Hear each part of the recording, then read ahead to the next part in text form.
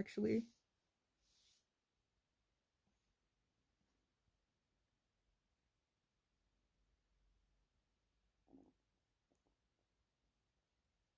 Okay, hold on, just making sure we got everything going on.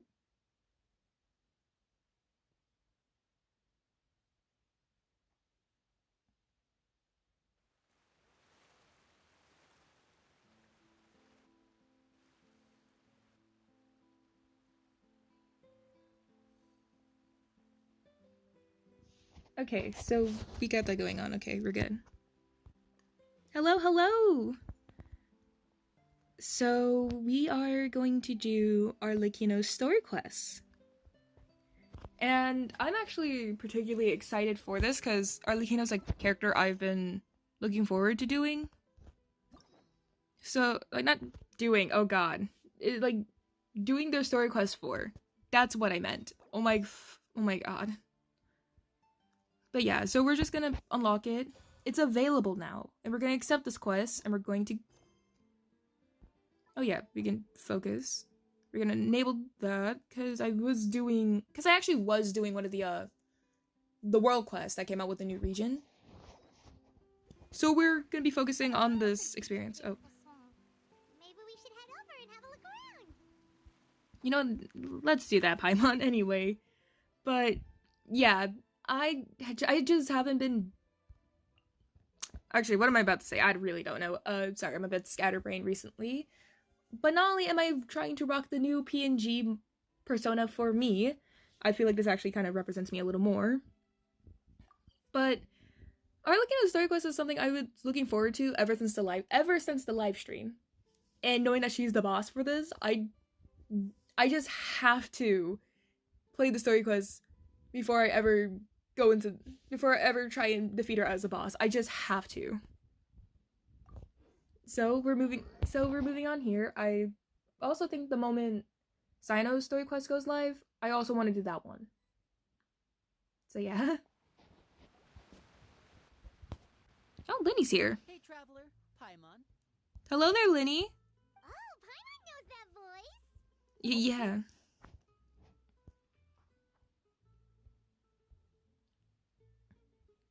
So yeah, we got Linny. Linny! And it's been too long.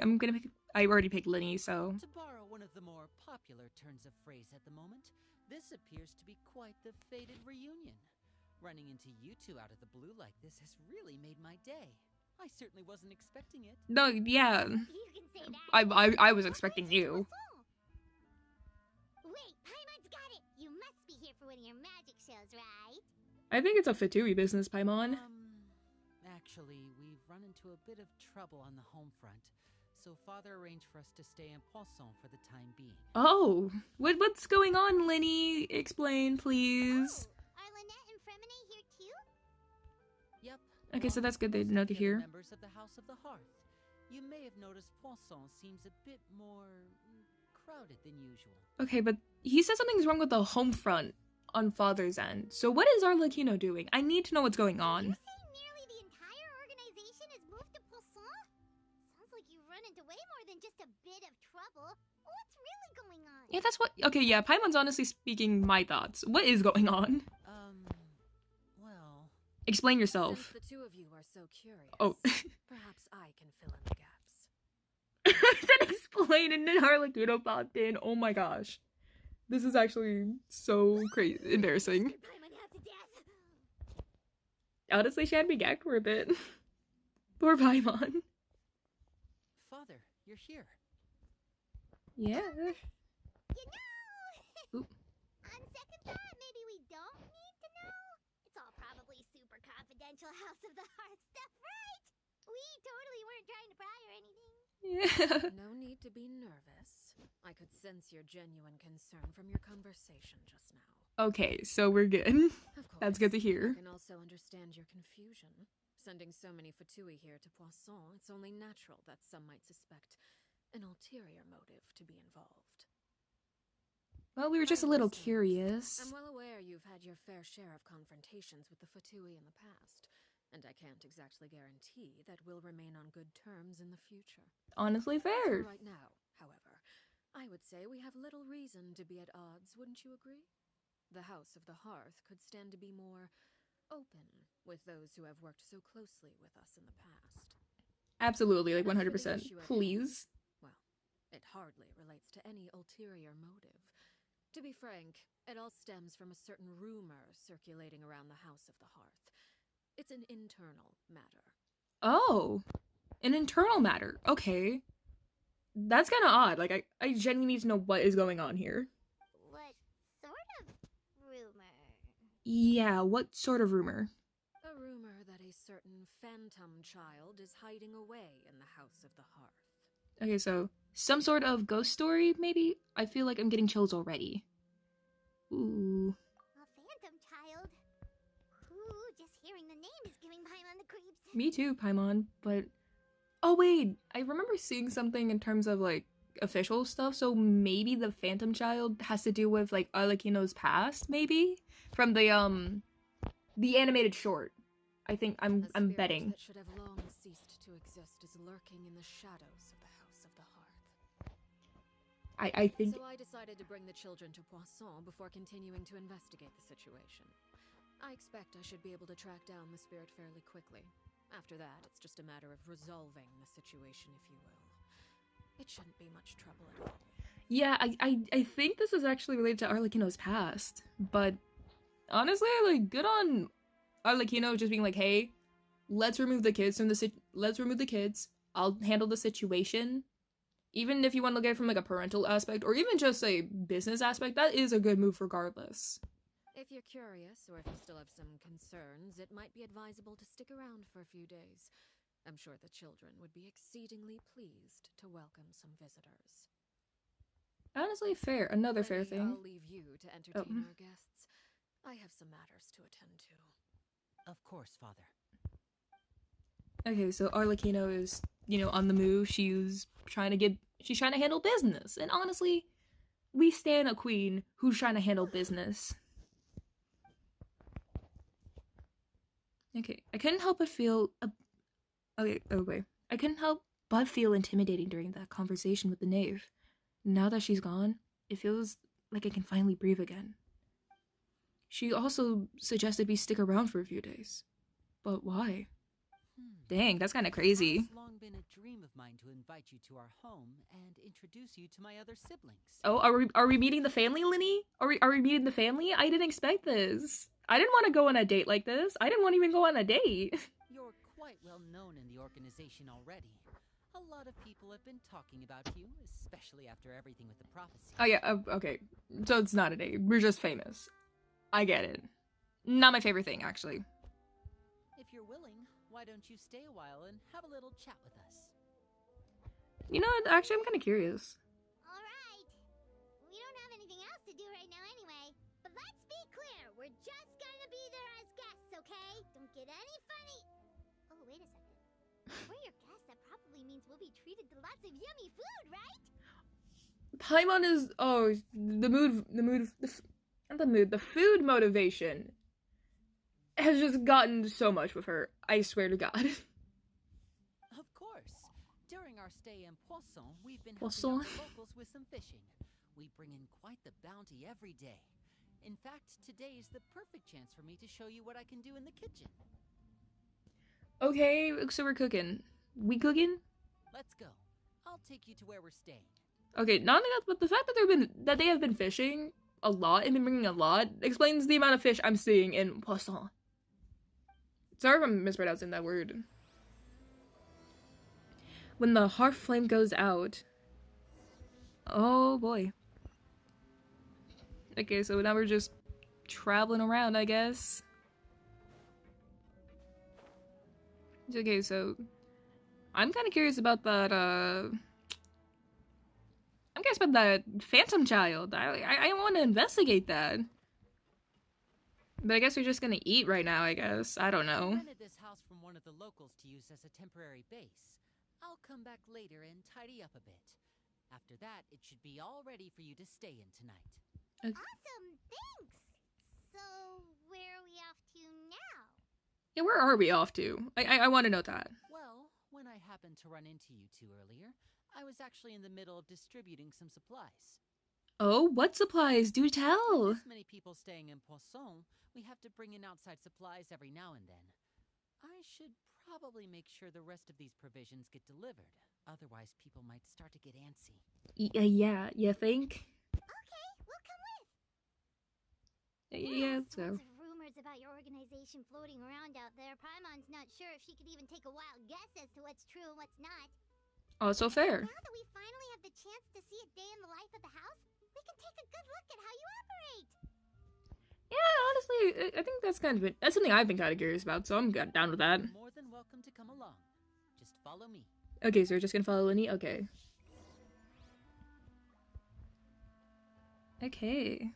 So now we just need to get a move on and just keep going. Okay, time to just move. Okay, so we're now moving on to the next cutscene. Oops, sorry if you hear me popping, that's my wrist. Linny, we're finally here. The supplies. I'm assuming you've... Brought them with me? Yep, here you go. Okay, there we go. Hello?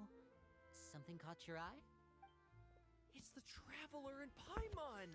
Like, has this dude ever heard of personal space? Back up, my guy. No way!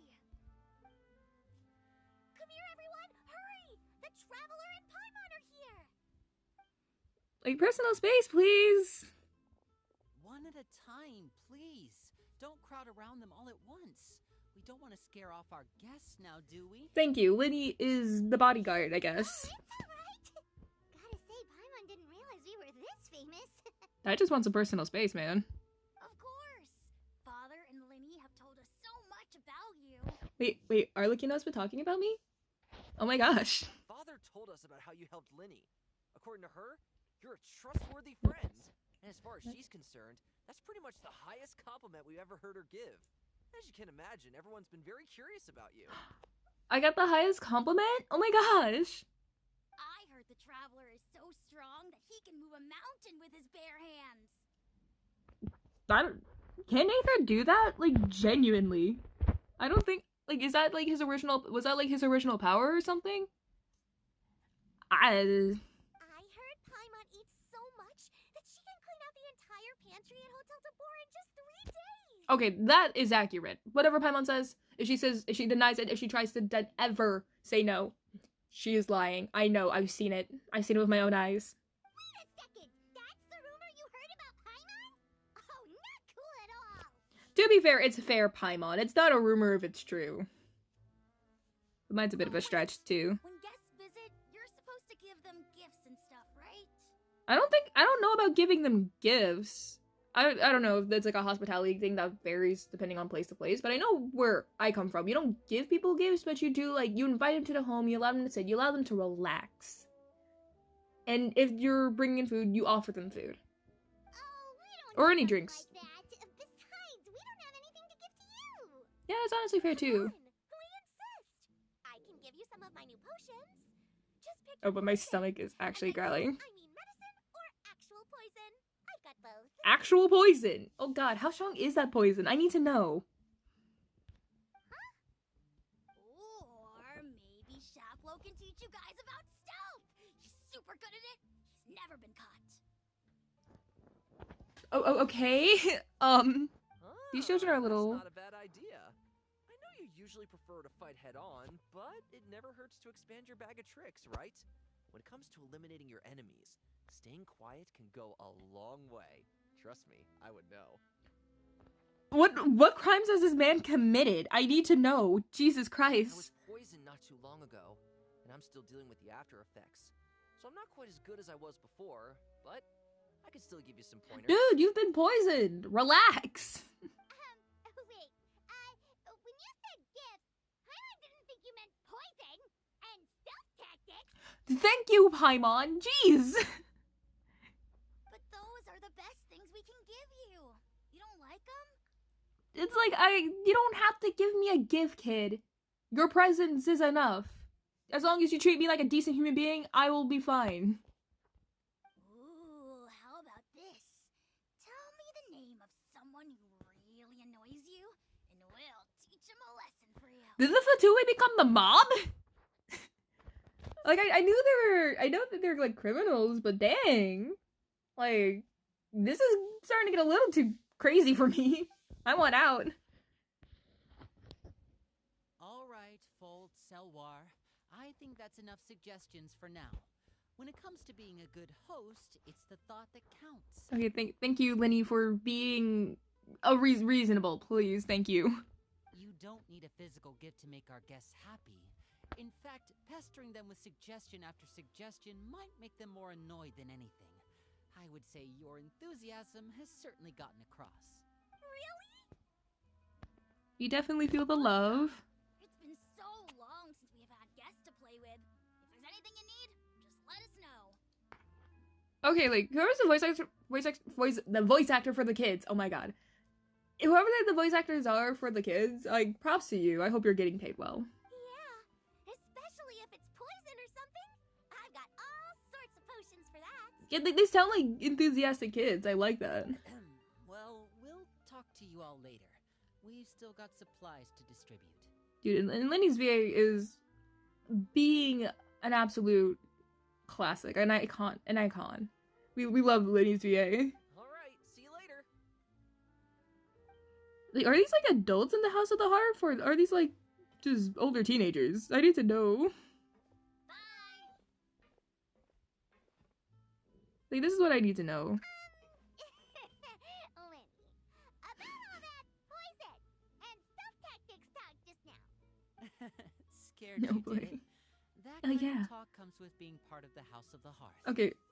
Okay, I know I'm talking way too much, but something I just love about just Lenny, about not Lenny's VA, but Paimon's VA, is just how she's so much more expressive in this story quest, and she actually doesn't sound like she like sure.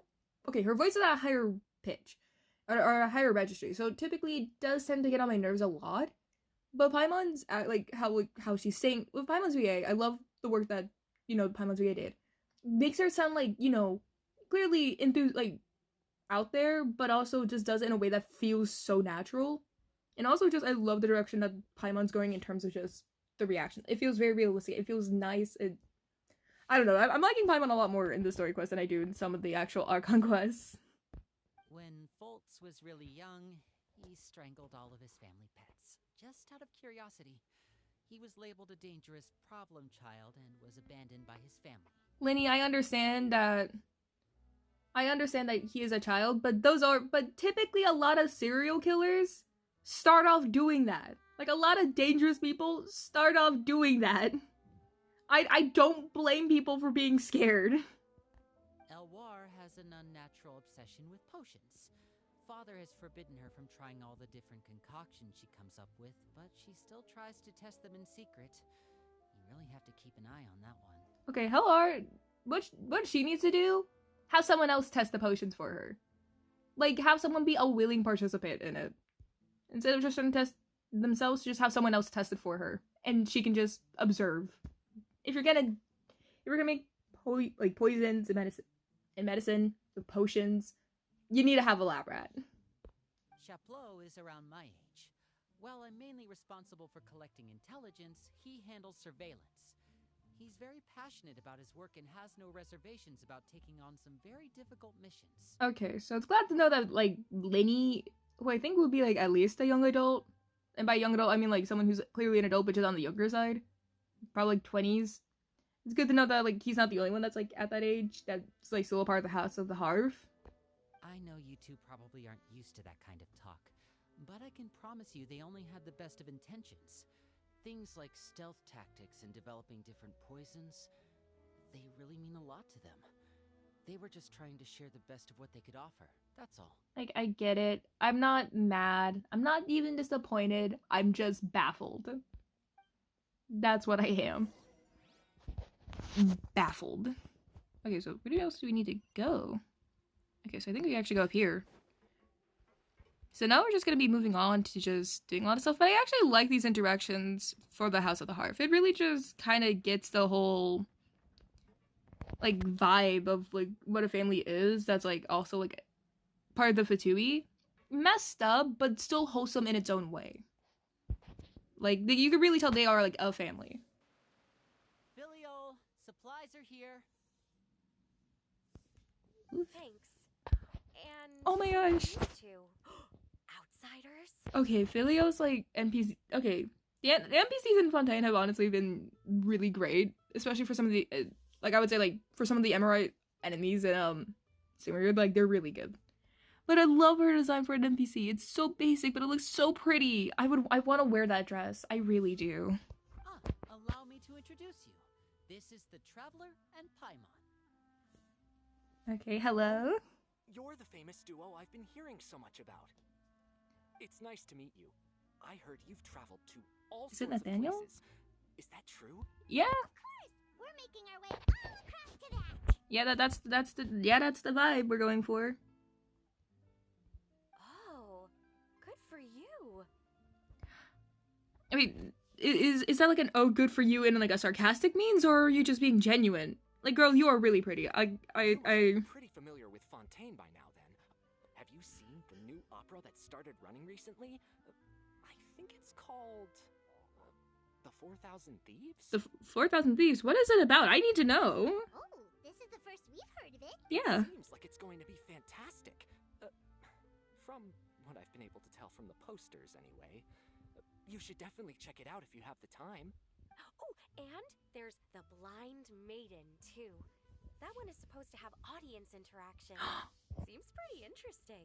Ooh, honestly, like, I would marry this NPC. I would marry her because she sounds like not only potentially dangerous, but also she clearly knows what's going on, and she's really pretty too. As you spend time popular After this culture. mission Oh is boy. over, I think I'll go get a manicure. Girl, take me with you, please. Maybe I should dye my hair. Wonder how much it'll cost. Just don't dye it Or do green. you seem much easier to get along with than the others. Looks like the House of the Hearth has some normal members after all. Normal is subjective. Paimon, you should know normal is subjective. And girl, I don't care what else you got going on. You're really pretty. Oops. I'm guessing you're referring to Folks and the others? Yeah, we're definitely not all like that. I bet those crazies are practically foaming at the mouth right now. Oh boy. I'm sure they just can't wait to get back to Snezhnaya to carry out the plan. Wait, the children of the Hearth go to Shesnaya from every now and then? I want to go there. Take me with you. I'm eventually gonna end up in Shesnaya one way or another. Like, first I gotta go to Notland, but then I'll go to Shesnaya. Take me with you. That's enough, Filio. Don't talk about family members behind their back, right? Whatever. Let's go. I think I'm in love. Guess this is goodbye then. If you ever have some time, we should go see the opera together. Honestly, like, you seem like a chill dude. I would like to go see the opera with you. Can you also take Filio? Anyway, but yeah. But yeah, I would love... But honestly, these two seem so fun to be around. I want to be around them. Anyway, what got you going like that? Well, that's it for the supplies. We should probably head back as well. Where are we heading back to? We're already here. We're in Poisson. Well, they didn't seem too happy with each other. Seems like there could be something more going on here. I think we should observe for now. We're only here as guests after all. Yeah, like, you don't mention anything when you're a guest. You just observe, and then you just figure out what you get going afterwards. Oh, Linny's getting super far ahead. Come on, let's catch up. Oh, okay, so I've been talking a little low, and I think that's not picking up. Oh my gosh, that's kind of bad.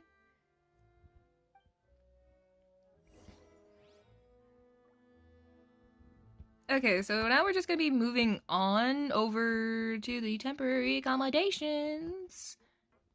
I still want to talk to her. Looks like there's more trouble in store next month, too. When will it end? Hey, just focus on the positives. At least our time in Poisson has been pretty relaxing. Don't you think? Okay. So they're just hanging out, okay.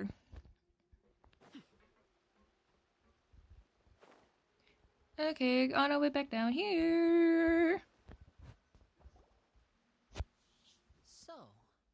do you think of the members you've met so far? Oh my god. They certainly got a lot of personality. Yeah. Well, Father is always encouraging us to be strong-willed and independent. So if there's one thing we've got, it's people who aren't afraid to speak their mind. Honestly, yeah. You really do. Well, I should probably get cooking. Wanna join? Yeah, sure, why not? Then let's head out and... Uh-huh. Fremine, what are you doing here? Oh, he's here. Well, Fermine, what's going on, buddy? What's going on? Hey, nice to see you again. Yeah. you too. I heard you're here as guests of House of the Hearth. Welcome. We were just going to make some food. Why don't you come along? I could use some help in the kitchen, and I seem to remember you mentioning you wanted to make seafood soup for the traveler in Paimon. Wait, you want to make food for us? That's actually really sweet, though. Seafood soup? Oh, Paimon's drooling already. Like, honestly, not a big fan of seafood. Were you So, looking for something just now? The thought is appreciated, though. Maybe I can help. I'm sorry. It's nothing. I just wanted to see if there were any extra supplies. Extra supplies, you say? Yeah, we've got some left over. What do you need? Some food and water. And some clean cloth, if possible. Oh? No problem. Give me a second here. Food, water, wait a minute. What do you need all of those for? Did he just You're not picked up on on missions the... as far as I'm aware, and you were just going to come eat with us. So what's this all about? Oh boy. I thought I'd grab an extra portion because I get hungry at night. Could be because I'm growing, you know? Oh. And Oh, hello there, Sophia. Fremine. I'm doing good. How are you? You remember what I told you? You're not like me. Your lying skills still need some work. Ooh. You got this going on. But anyway. But yeah, I'm doing good. How are you, Sophia? That's good to hear. But, well, I'd like to thank you for dropping by in the stream. I like to... Yeah, so thank you for doing that. And I hope your time here is well for as long as you stay here. It's been going good so far. It's been fine, so that's good. So that's pretty good. Okay. Yeah, so I guess you can say that. I have tried streaming before, but I'm just kind of getting into a lot of things here, so I'm just trying some stuff out, just see how I feel about it. But yeah, are you new to streaming, or are you a little more experienced?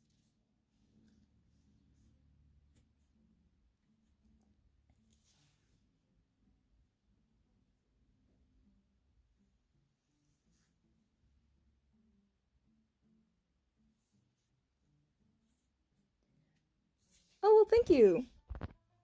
Thank you so much.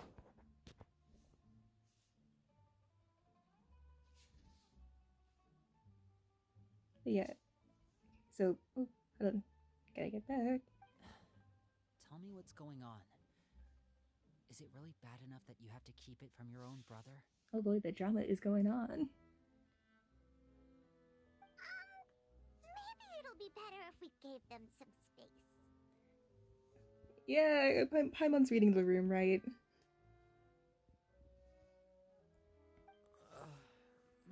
Do I have a webcam? No, I do not. I don't have a webcam. Like I said, I'm pretty new, so I'm just trying to get used to streaming so I can just start, getting used and just seeing what I need.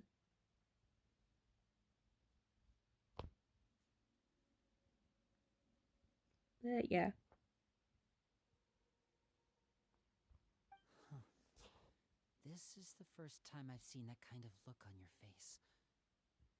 Whatever happened, does it have something to do with Father? Ooh. I think this might have been what I've been suspecting earlier in this quest. I think so. Yes. Oh boy. The plot thickens. Just follow me.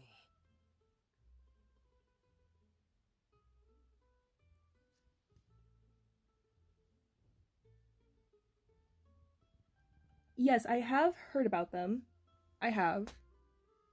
And I do know I do know that if I really were to get into the 3D model game, I would really need to get a webcam, especially one with facial tracking too. So I am aware of that, and I do want to just eventually get to that point where I can get that.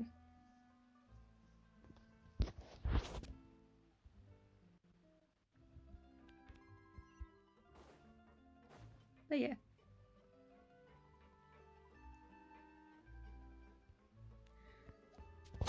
I actually ended up drawing the PNG myself. I was really bored, and since I heard that, hey, if I ever wanted to become a VTuber, to just try being a PNG tuber first, because who knows, maybe this just might be the place you want to stay or not. So I ended up just drawing the PNG myself, just to figure out what I want.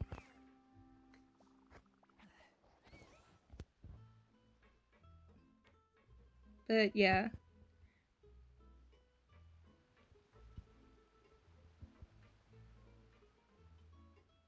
Yeah, so yeah, I really like how it came out so far. I don't know, hopefully in the future I might update it. If I ever, I don't know, just feel like I'm getting tired of it. But my first PNG that I made wasn't really that great color-wise. So I'm just happy that I can find one that I think worked a little better for me.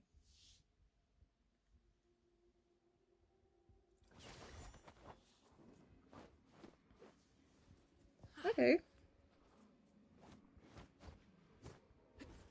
Actually, yeah. I'm down to actually look at it. I don't know if I can be able to, you know, get anything from you at the moment, but I would be happy to just be able to see it.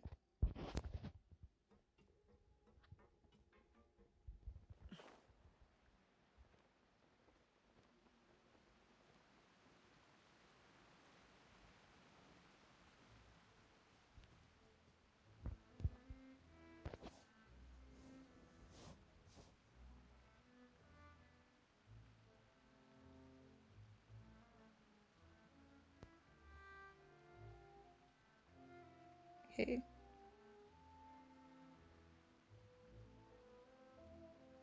Okay, A pot of tea with a couple of show me the Discord. seasonal greens, Ooh. and a piping hot bowl of fresh kanji. That's a dope breakfast right there. Okay, so with that, I can't remember it off the top of my head. I'm really sorry about that. But trying to think.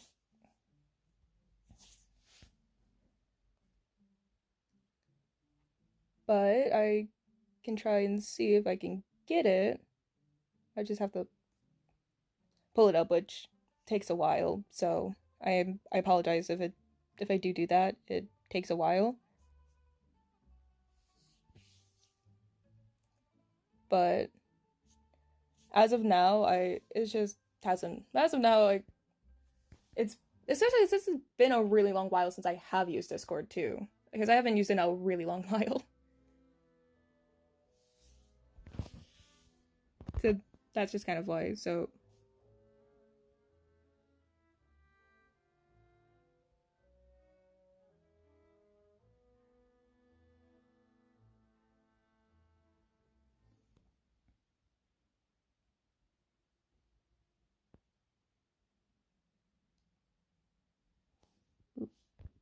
Hello, my name's Linny.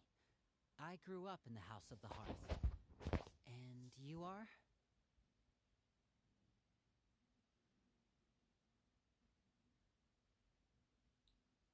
okay. Oh no. Oh gee. Okay, so as of now, I will have to apologize. I can't really get into Discord at the moment. I am so sorry. I, but yeah, I do have to apologize. Okay. Okay, thank you for, like I said, thank you for letting me know that. I will try and see it out. Lenny, I'm also a child of the House of the Hearth, just like you. Okay, thank you. Thank you. Sorry I couldn't give it to you sooner, but I will definitely check you out.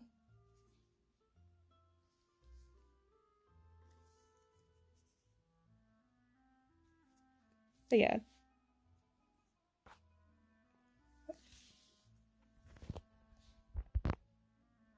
Okay, so hi Lenny. Okay. Also, this might be the girl. Clairvy. I was right. I was right about this being the kid from Arlecchino's animated short. I was right. Clairvy?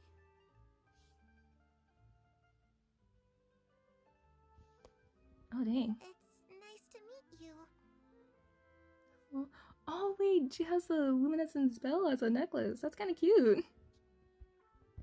Does that name ring any bells, Lenny? No, not at all. That's not a name we have on our roster, I'm sure of it. What I'm not sure of, though, is how she managed to sneak in. She must be the phantom child Father's been searching for. From the looks of it, I'm guessing you were the one that found her, Fremine. You, haven't told Father, have you? Oh boy. No, I haven't told anyone. I've just been keeping her hidden. Okay. But why haven't you told anyone yet, Fremine? For how long? About half a month now. Wait, a month should be around like 4 weeks, so you haven't told anyone for like around 2 weeks. So ever since we got to Poisson, then, do you have any idea what you're doing? I know what I'm doing. Okay. Oh, this is getting a little crazy. Really? Because from where I'm standing, it looks like you're hiding the very person Father has been trying to find. If Father finds out about this, everyone involved is going to be punished. Oh boy, that's kind of serious. Oh no. You know the rules of the house, Fremine. I know you do. Father doesn't tolerate any form of betrayal. So why are you doing this? Oh man. Why? Yeah, I want to know, why didn't he tell anyone? I've thought it through. And I just can't hand her over like that. What is she gonna do? Lenny, don't you remember last year? Sheplo nearly died after getting poisoned during that one mission. He wasn't able to get back before the poison started taking effect, and not a single person was there to help him. What is Clairvy doing? Oh my gosh. That night, while I was sleeping, I heard a voice telling me to go save him. I opened my eyes, but I couldn't find the source of the voice. I thought maybe I was just hearing things, but I went to look for him anyway. Luckily, I got there with enough time to save his life. Okay, so is Clairvy just helping out the house at Harv? I know she was a part of that. That feeling of being haunted, of hearing voices, it's happened many times in the House of the Hearth.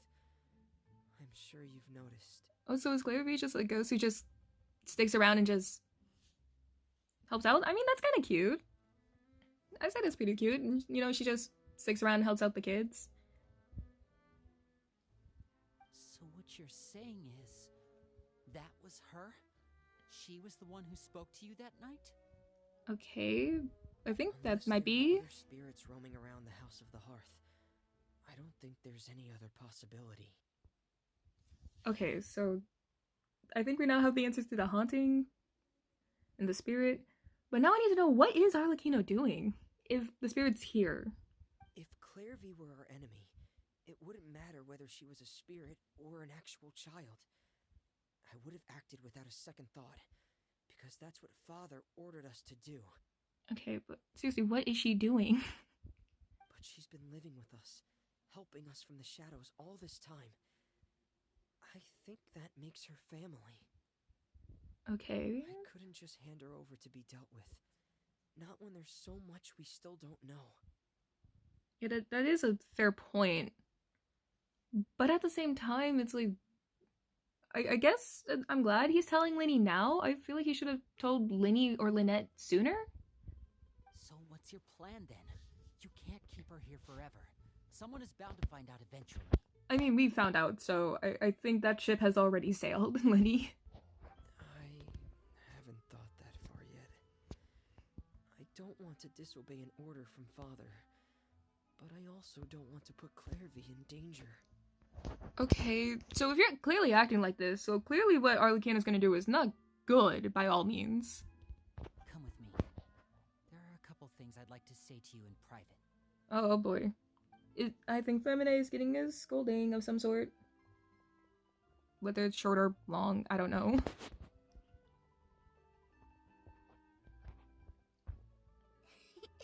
Those two sure care a lot about each other.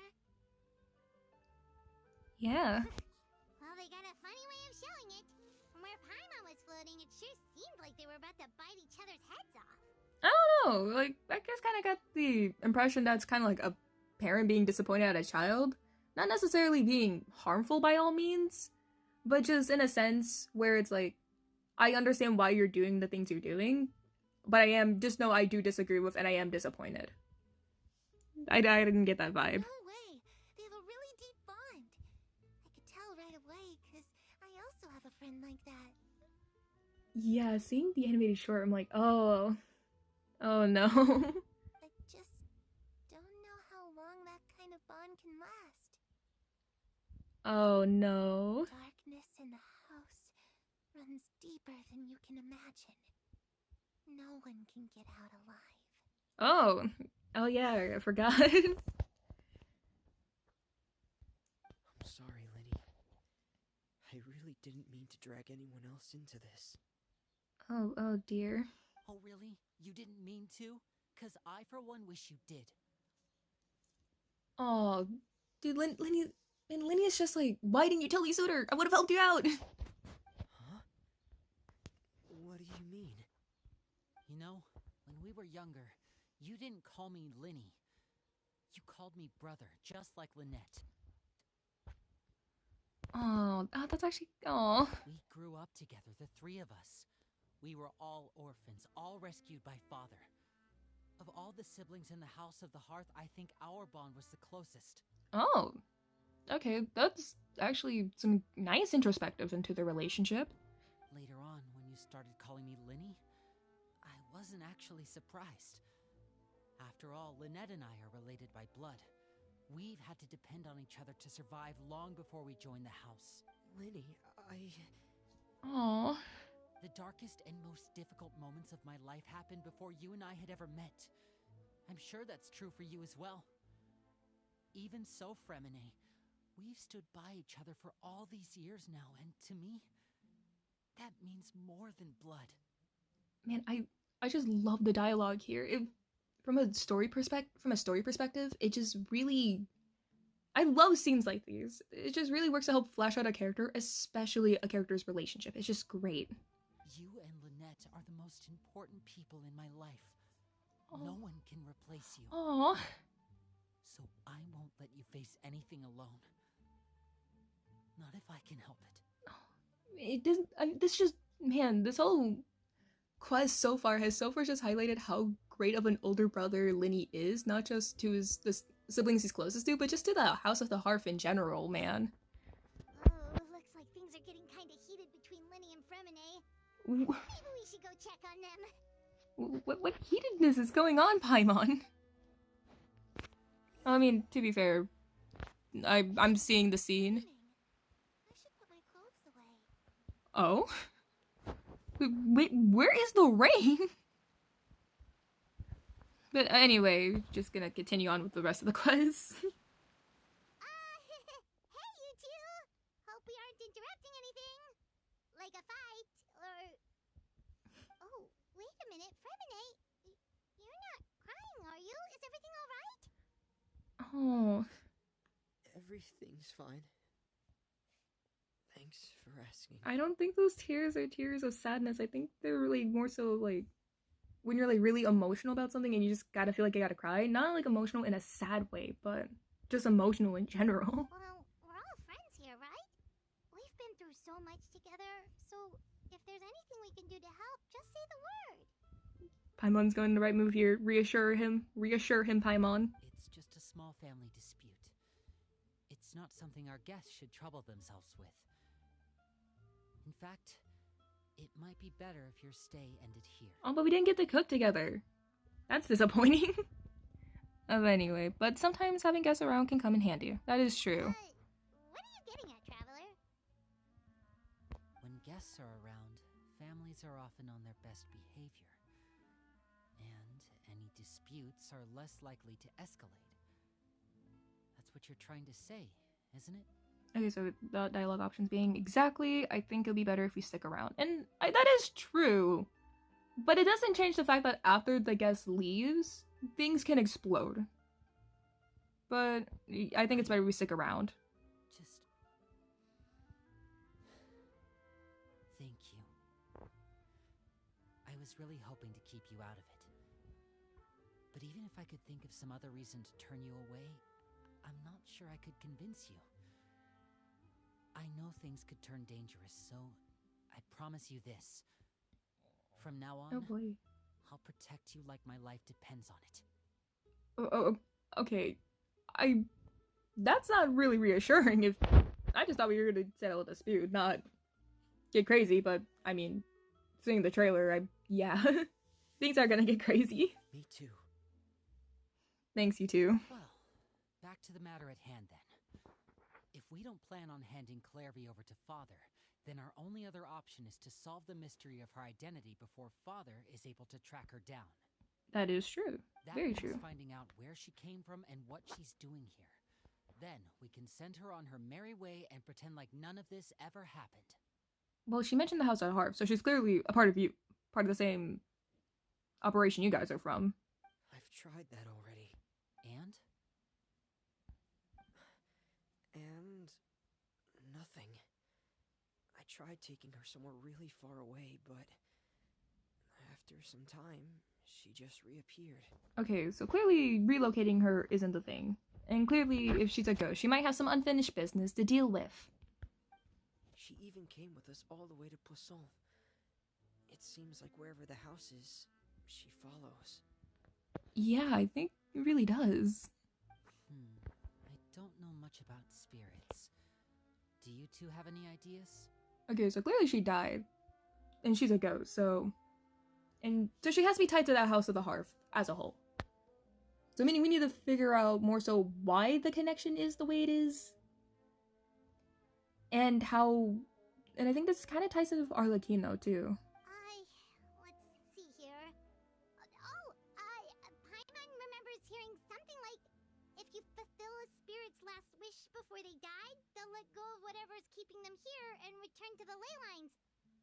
Wait, when did we hear this? Oh, it's just that Paimon doesn't really remember where she heard that, so it's not guaranteed to work or anything. Yeah, I'm sitting here like, I don't know where you heard that from. So, is this one of the things you can file under Paimon just being suspicious? Well, sounds like it's worth a shot. Guess that means we should go ask her about her wish. But first, Fremine, I need you to promise me something. Okay. What is it?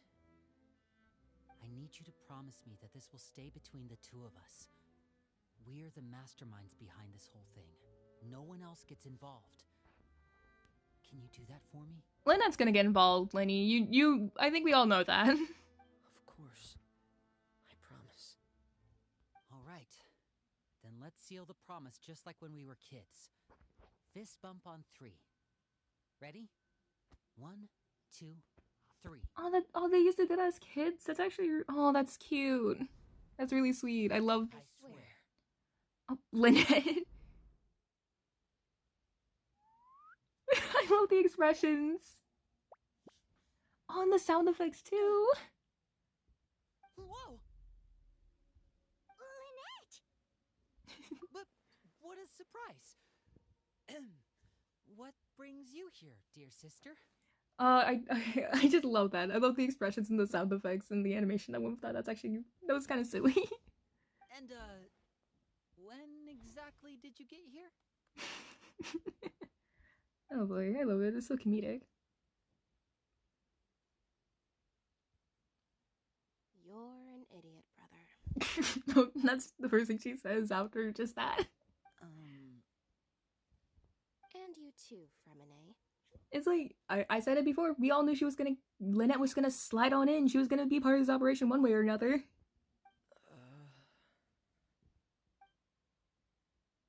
You 3, Traveler. And you 4, Paimon. What am I here for? Wait, what did we do? Yeah, like, see, Paimon agrees with me. I've seen Clairvy around the House of the Hearth before. I hadn't seen her in Poisson, so I figured she must not have come with us. But it turns out you were just hiding her. Oh, so not only did Femine notice, but Lynette too. And considering the fact that this got enough news that it made it up to Arlecchino, I want to see how many people actually know that Clairvy exists. Like, and actually know her name's Clairvy. I heard you talking about your plan. Oh. Rather than steering clear of the situation, I'd rather fully join in. Honestly, that's I guess that's fair. She already knows. She knows too much anyway. She might as well just join.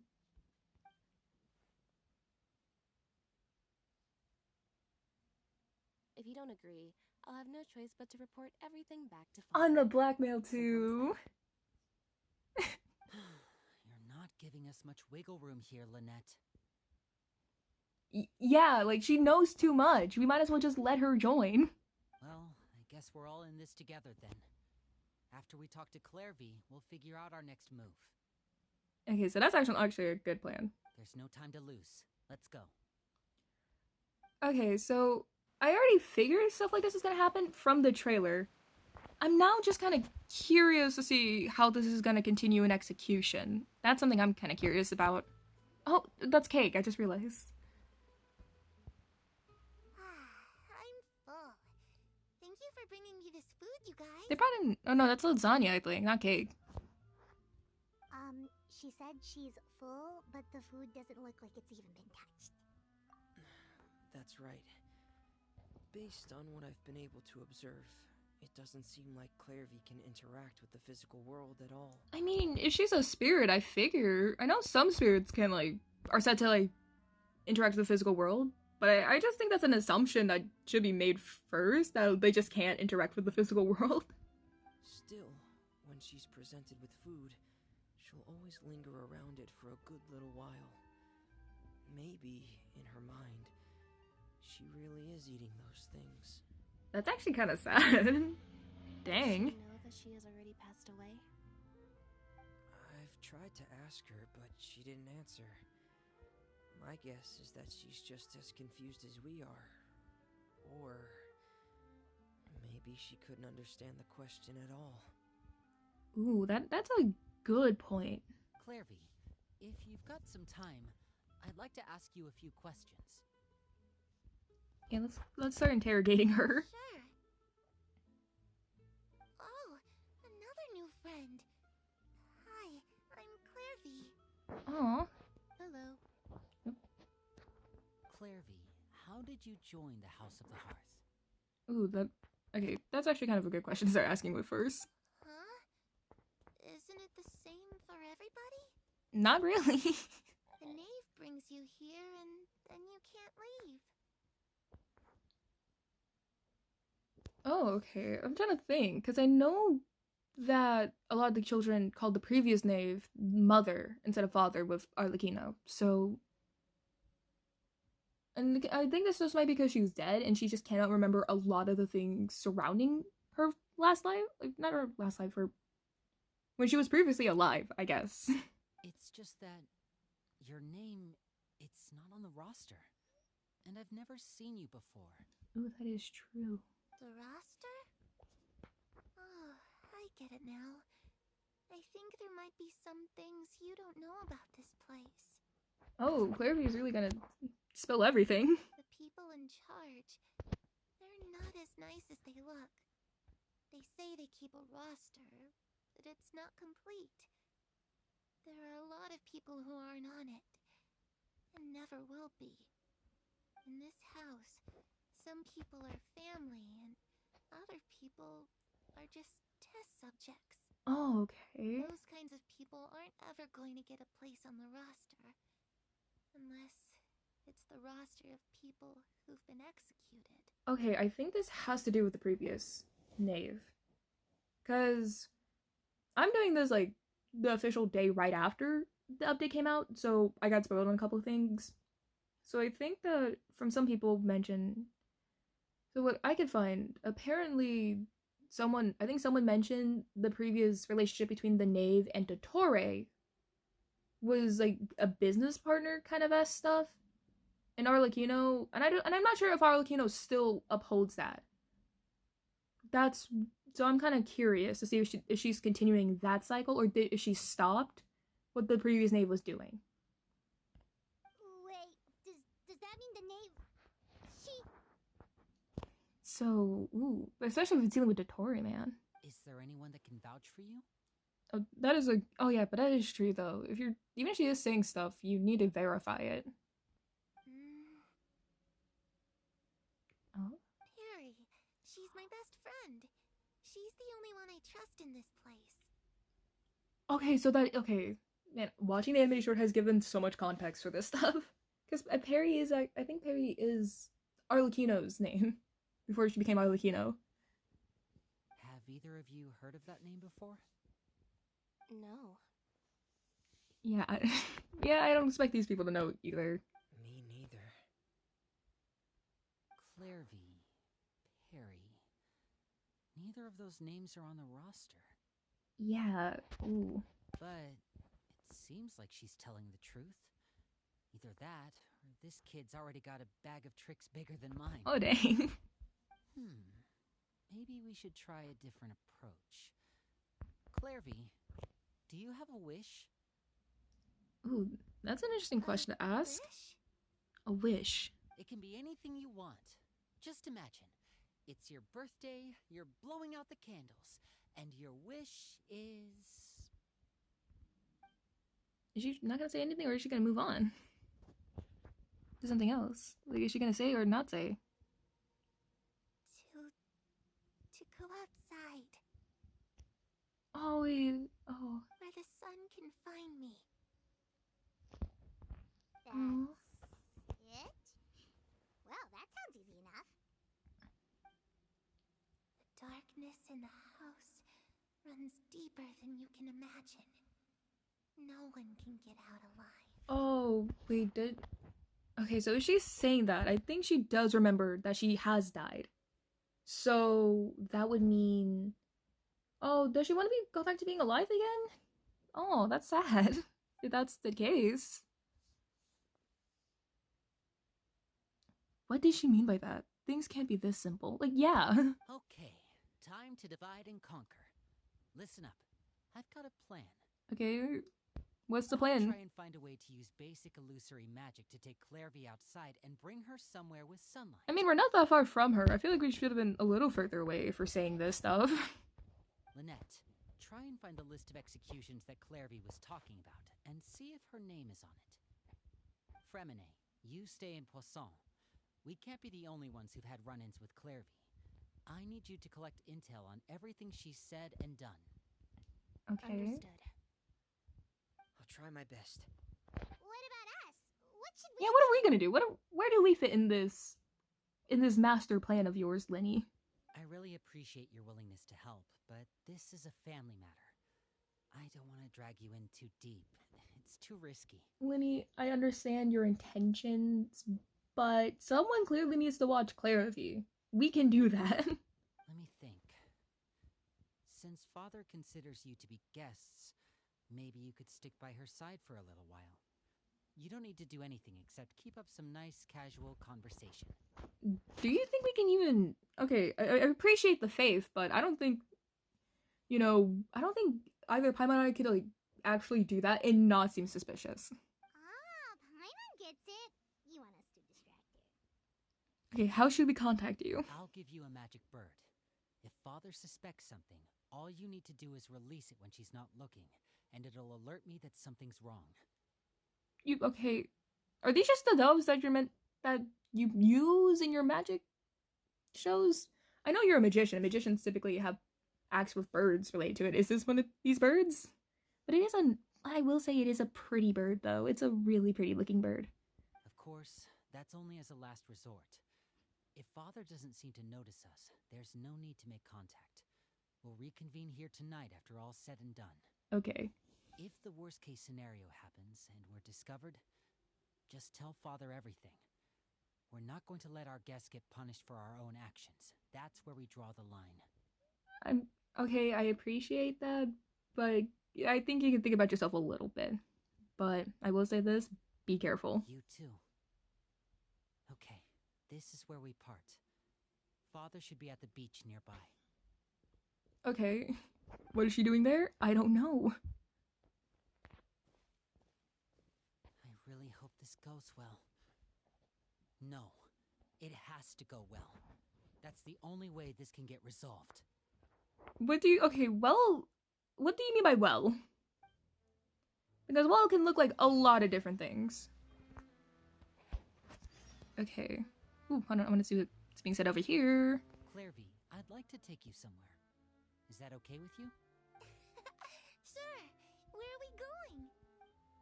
Okay, so there's just that. I don't think I could find the others elsewhere. So I'm just going to make my way out and just see where we're going from there.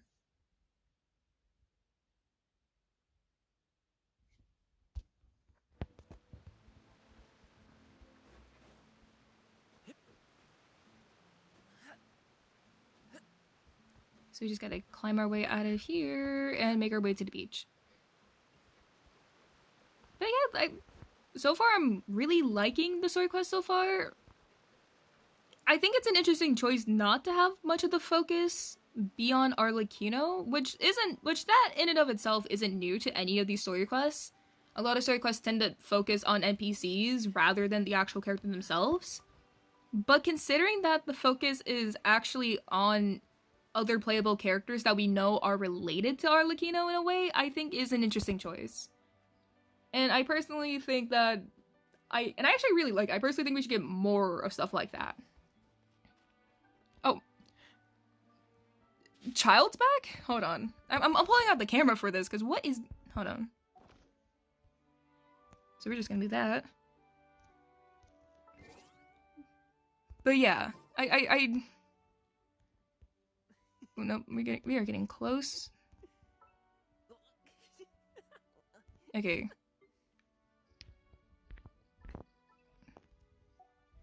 Okay. I'm gonna just save that. But what is she doing here? Not Arlecchino.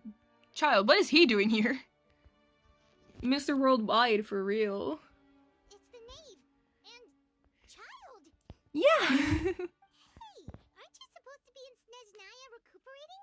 What are you still doing in Fontaine? Wait, okay, hold on. This does not look right now. This looks very different. He looks different, I think. Or am I just freaking myself out? Oh, it's you two. I didn't expect to run into you here. Dang. Dude, calm down. I was unconscious for quite a while after the fight in the Primordial Sea. After I woke up, I realized I was being taken back to Snezhnaya, and well... Oh boy, okay. I do have Child. I actually need to get a closer look at his outfit, because I'm genuinely tripping out on if this looks different or if it's just the same. I couldn't have that now, could I? Not when I've still got unfinished business here in Fontaine.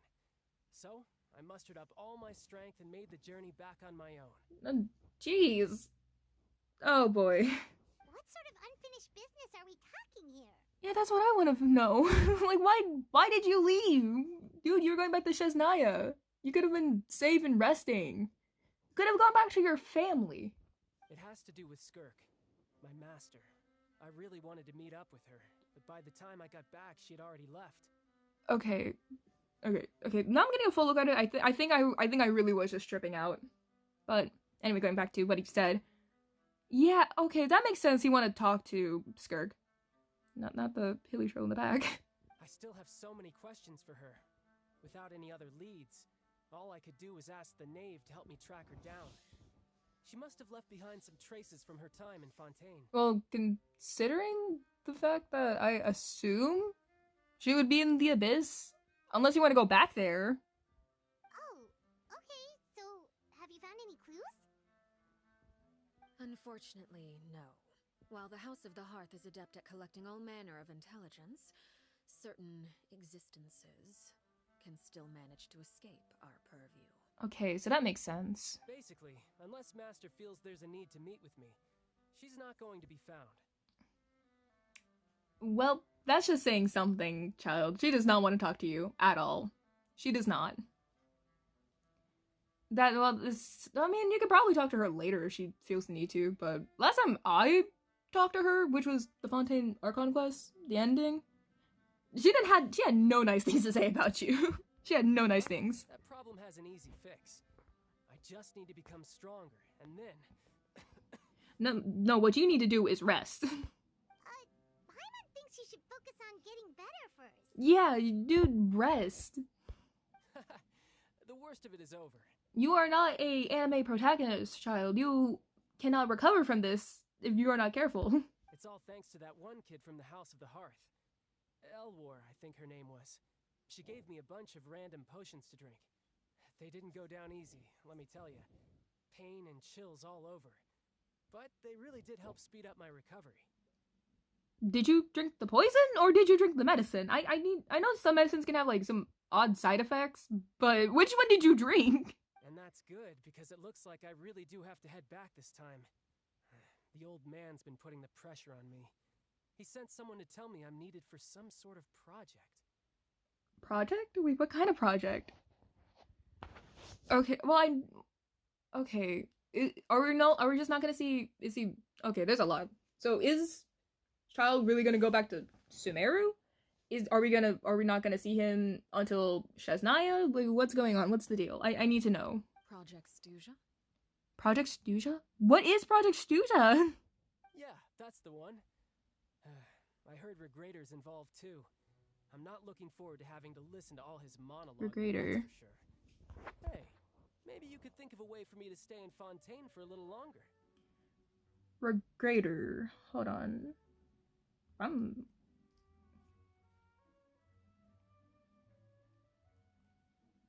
Okay, I need to figure out what's going on. Okay, I just have to do a quick search. So so I typed that in. I think that's Pantalon. Oh, wait, if that's Pantalon, then Helping Linny and the others brush up on their fighting skills would be far more interesting. If you and I could spar, that would be even better. I've been waiting for a chance to see you go all out. Child, you got clapped by Nouvellette. You are not doing, and you're not doing, and that was when, no, and you got clapped by Nouvellette when you were doing well. You are not well. It's gonna be embarrassing for you. And what a sweet little daydream that is. But I also have a role to play in all this. I'll be leaving Fontaine shortly as well. Oh, okay, so we clearly got... Okay, so we clearly got some stuff going on over here. Okay. Project Stuja. I think that's probably gonna get name dropped in Notland. Or it's probably gonna get name dropped, well, at least, when I say Notland, I mean the Notland patches, not necessarily Notland itself. Maybe Notland? Ooh, man. I'm thinking about this. If I'm trying to get a little more into just streaming and also just content creation, I could probably make a cute little theory video about what Project Stuja is. I just need to do a little more research. Besides, considering how little they see fit to step outside the homeland, being called on to return to Snezhnaya by such illustrious dignitaries, what a great honor. Wouldn't you agree? Ooh, that is... Okay, so they're going back home. So I think Project Stuja has to do something with the Shesnaya Archon quest, maybe? One I could do without, I'd say. Okay. The fact they're just talking... Or does it kind of seem like they're... Okay, the fact that just casually dropping this stuff right in front of me is kind of crazy. Okay, just casually trash talking their colleagues behind their backs. Like, honestly, that's kind of fair. I do that I do that sometimes. So, But in your regards to the guests ones that have actually have, like, To what do I seriously owe messed their up. visit? Okay. Well, we just... Want to learn more about you? Right! We're super close to Linny and the others, but we still don't know much about you! Paimon, you need to sound more convincing. Is that so? Introductions have already been made, have they not? I mean, yeah, but... Well, you see, there's only so much you can learn about someone from a short introduction. At least tell us something a little extra, like, why do you call yourself Father? Yeah, actually, I want to know about that too, because previous name called herself Mother. It was called Mother. Arlecchino is called Father. Huh, good question. I'd also like to know. And Griffin Burns is getting that bag. The fact that Griffin you have Burns. to ask tells me our intelligence work has been quite successful. Telling you the answer to that question would only serve to undermine that success. And we can't have that. Now can we? We're not getting that anytime soon, I guess. Spoken like a true diplomat. That was some expert sidestepping right there. Yeah, way to point out the obvious, child. Well, if there's nothing else, I think I'll take my leave. I still have a small matter to resolve at home. Oh, okay, wait. Home as in House of the Harvest, or home as in Poisson?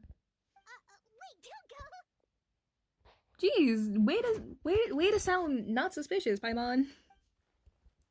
If the knave leaves now, she's sure to run into Lenny and Glarvy. I don't know why I gave him that voice. Should I release the bird Lenny gave us? No, we should try and talking to her about something else first. Yeah, we probably should. What does the organization mean to you? I'd also like to hear the answer to this. Oh boy, and Child's just like, it's like, hey, we're like, I'm trying to have a conversation with Arlecchino, and Child's like, yeah, I'm here too. I've met some of the members of your organization, and they all seemed like really good kids. They actually reminded me of Tonya and Tusser. Dang, okay, I know Tusser's a thing because his name is Ajax. I think that's actually a mythological reference to Greek mythology. But man, I also keep forgetting that he has a sister named Tonya. I know he has a sister. I just keep forgetting the names of his siblings. At least the ones that don't start with a T. Which, by the way, if you ever betray them, I'm just letting you know, I won't let you off easy. Dang, not that face. And why would I betray them? Ooh, it's getting a little spicy here. Well, you've already betrayed the House of the Hearth once, haven't you? At least, that's what I heard. Oh? Oh boy, she's not having it. Okay, I admit. That's just what the old man told me. The rooster, I mean. Yeah, this is what I get for streaming on my phone, because I got nothing else. Oh boy. This is what I get for that. Dang. The knave betrayed the House of the Hearth, so... that means Clarivy was true? Does the knave really treat her children like test subjects? I feel like we need to start asking questions if she was the only one there, because I think as I as the player knows that we have more than one knave, but it's probably just automatically assuming that she's the only knave. Wait, did you really do something bad to those kids? Paimon, way to let the cat out of the bag. Never mind what I've done.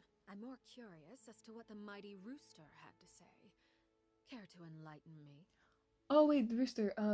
Is it Panchella? Is that his name? I know it's the guy that was like really short, like an elf guy, dwarf. I don't know. Ah, well, nothing much. Just some stuff about you taking out many other members of the House of the Hearth, and even going so far to attack your own family. Okay, I don't know, but the short kind of showcased that one Arlecchino was like the fourth member, so is she actually okay? I'm confused. Like, is she actually doing this, or did he just hear some rumors from the other harbingers, and that's why, or at least how Arlecchino came into the position? And that's why he's saying that. I need to know. I see. Oh, based on your reaction, I'm guessing it's all a bunch of lies. Yeah, like, that's what I'm kind of getting to, but I'm kind of suspicious. Hardly. I don't appreciate his particular turns of phrase, but I suppose he didn't say anything untrue. Okay, so I think this might be in a reference to her becoming the new knave. And I think she doesn't like with how he said it in terms of what can be implied from that. Although it would be more accurate to say that there is a certain level of prejudice involved. Okay. But I don't intend to clear that up just yet. Prejudice has a funny way of concealing the real truth behind certain things, an attribute that I find to be quite advantageous. Okay, ooh. So Call yourself a Fontainian, for example, and people will assume all sorts of things, when the real truth is that this is simply the land where I was raised. okay, that's a fair point. Huh? You're not actually from Fontaine? But then why did you try to help out with the prophecy and everything? I mean, the House of the... Okay, Paimon. Come on. If the kids are orphans, meaning a lot of the kids and people and members of the House of the Hearth are from Fontaine themselves.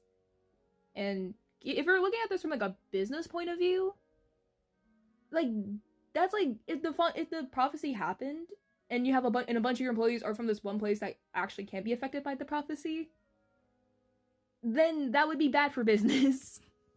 Like, that's not good. Like, if most of the kids are from Fontaine and are actually Fontainian, they will be affected. I was trying to protect the children Yes, born in Fontaine. I was right. Claiming that I myself was a Fontainian simply made it easier to operate. People would hardly suspect a fellow Fontainian of having any ulterior motives. Who wouldn't want to save their homeland after all? That is very true. And I definitely do think that was also very true for Fremine, Linny, and Lynette, because I believe they are, like, I believe they actually are Fontainian. So it makes sense why they would do so, and if Arlecchino's like, hey, I want to keep the kids who actually are Fontainian safe, that also makes sense. The primordial sea wouldn't have any effect on me, but it would have caused great harm to the House of the Hearth. Well, you wanted extra information, didn't you? There. Oh. I hope that satisfied your curiosity. I mean, okay, that it definitely did enlighten some. Okay. It satisfied some, but now I have even more questions. Oh boy. So much for learning anything else about her betrayal. She probably only revealed other secrets in order to change the subject. It seems like she's trying to avoid talking about her past. Honestly, kind of fair. So, you stayed in Fontaine for the kids. I guess I was wrong to believe you'd betray them. Apologies. Looks like I was holding on to some prejudices myself. Look at Child. Child's willing to work on himself. Good. Like I said, I like it when others have misconceptions of me. Yeah, I guess it keeps them on their toes if you look at it from that perspective, I guess. Actually, while I was recuperating at the House of the Hearth, there was something else that really caught my attention. Oh? Do tell. I heard that members always resolve disputes and arguments with a friendly spar, and the loser has to back down. Seems pretty cool if you ask me. Of course. Would also give them plenty of opportunities to hone their skills. Oh boy, Child. Well, that's only a recent development. In the past, such spars weren't nearly so friendly. The losing party would lose everything, including their life. Wait, is that what happened to Clara V? Did they have a dispute? High stakes? Whew, at least that's not a thing anymore. Yeah, I'm glad. The current atmosphere's not half bad. I'm a bit jealous, actually. You've got so many family members around you, and you even get to live with them. Oh yeah, Child really likes his family. I forgot about that. Having a lot of family around means dealing with a considerable amount of bickering and scheming. Once Tonya and Tusser enter their rebellious phase, I'm sure you'll understand. Oh boy. Oh jeez. Just imagine. Tusser becomes obsessed with plucking out strands from the rooster's mustache, or Tonya decides to dye her hair 42 Not his expression. He's like, oh no, I am not ready to deal with this. Okay. I get the picture. Oh boy, I don't think Child's ready to deal with that. This conversation is the topic of Tony and Juicer. Child begins to share story. Oh boy, it's. I'm not even gonna say anything. I'm gonna have to read that when I look back at the VOD. I should probably get going. Oh boy. Traveler, Paimon, I'm not sure where our paths will cross next, but the next time we run into each other, we should definitely try and find some time to spar. We'll spar once you go to the doctor. Well, not the Tori, but like an actual. Well, not the Tori, like a regular doctor, not a Fatui doctor. God dang. Again, maybe this is a conversation we can have when you look less like you're gonna keel over. Yep. All right. Well, thanks for everything, Arlecchino. Yeah. No thanks necessary. You also played a part in obtaining the Gnosis. I would say we can call ourselves even. Okay, that's an interesting way to put it. The sound of that. Well, I'm off. See you all some other time. Okay, so that's good to hear, at least. We should probably get going too. Do you want to head back with us? Ooh. Oh? You want me to leave so soon? What? We said head back with us, not leave somewhere else. Well, you see... I'm rather enjoying Oh boy. this evening breeze. If you don't mind, I think I'll stick around for a bit. I have some things to think about. Oh boy, I have a really bad feeling. I think Clairvy's gonna pop in, and then Lenny, Lynette, and Fermity are all gonna get in trouble. Apologies for not attending to you like a proper host. Please forgive this slight. I do hope you'll have a pleasant stay. Oh boy, I'm worried, man. I'm scared. I'm scared for. We managed to keep her distracted until nightfall. Good thing Child was there to keep the conversation going. You don't think she suspected anything, do you? I think she did suspect something, Paimon. I wonder if Liddy ran into any issues. Let's hurry back and see how everything went. Yeah. Oh wait, what's the fastest? Okay. Wait, hold on. It's actually. No, it was underground, so I think we do need to go here. But yeah, I think she suspected something. I genuinely do think she suspected something. Because why else would she be, like, sidestepping? So, but yeah. Especially because, like, Paimon really did start getting a little suspicious towards the end. And I understand stuttering. I sometimes do that. Or just trying to collect your thoughts at once. I understand that, but still, it's not great when you have to do it in a moment when you don't really need to do it. Lenny, how did everything go? Okay. Ooh, yeah, how did everything go? Long story short, we ran into a small issue. Clairvy can't go into the sunlight. What? What do you mean? Everything was fine at first. She followed me up to the surface just like I told her. Okay. But as I led her out of the shadows and into the sunlight, she vanished. Oh, dang. She really can't go outside and see the sun. I turned around and there she was, standing at the edge of the shadows, silently watching me. Oh, she can't even fulfill her own wish. That's sad. Huh. Maybe she's afraid of sunlight, or...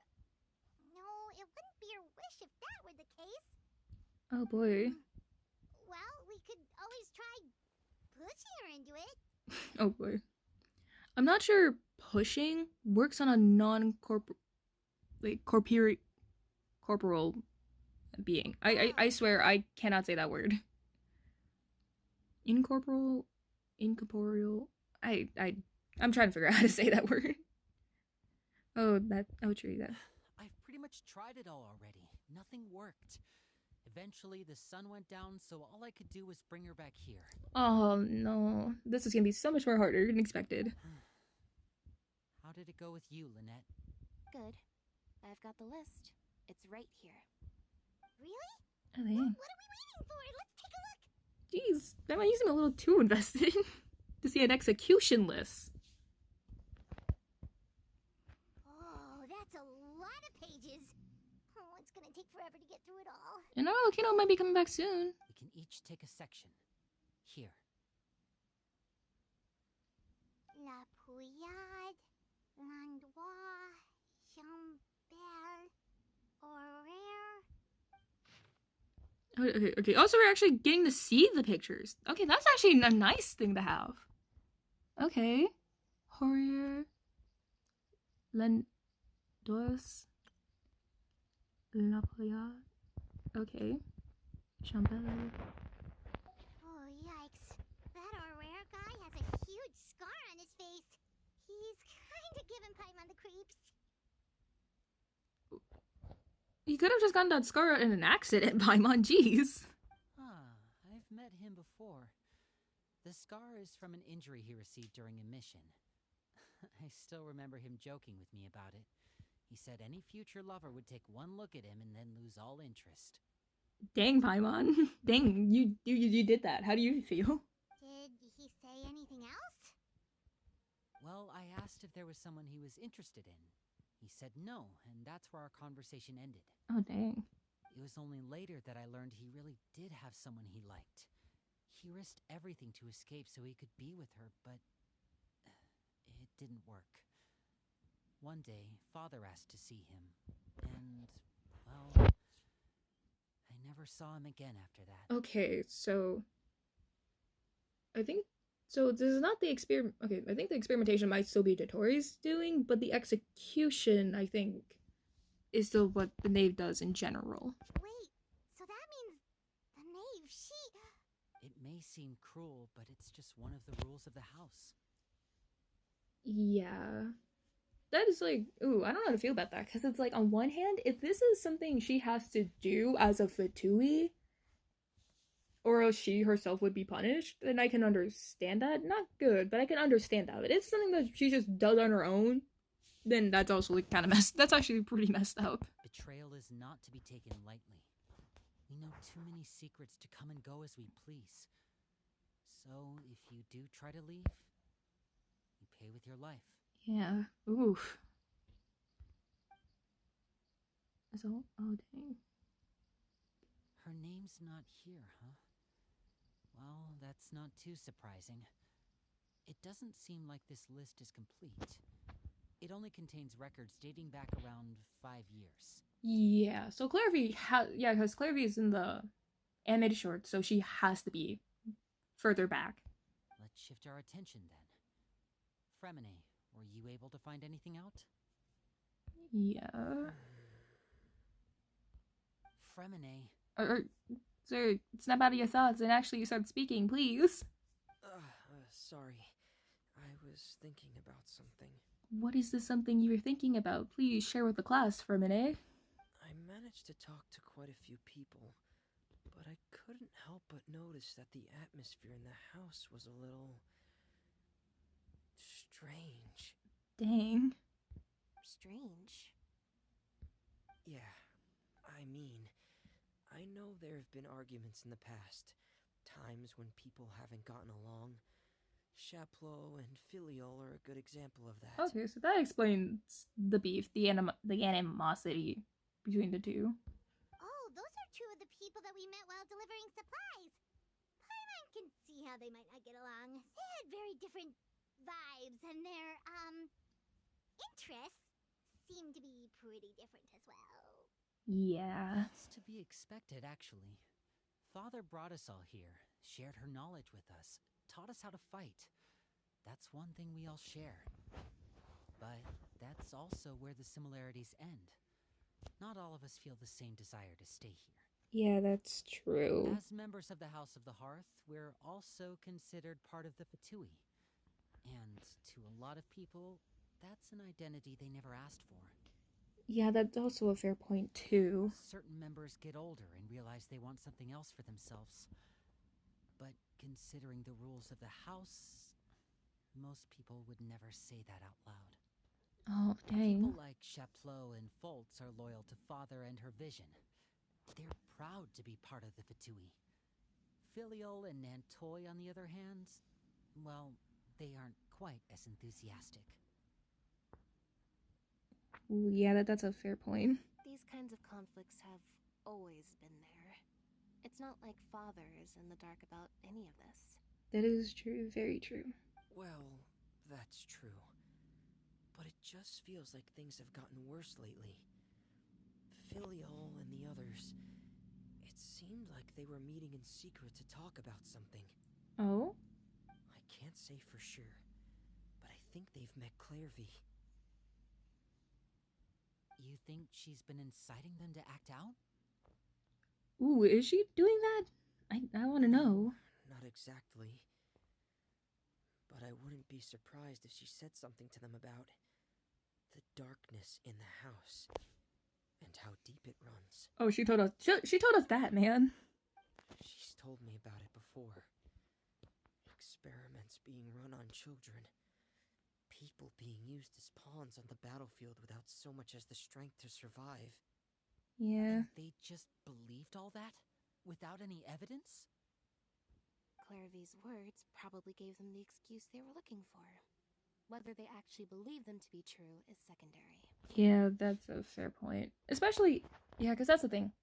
It's kind of like when you don't like someone already, like anything else they do, it's just going to annoy you so much more.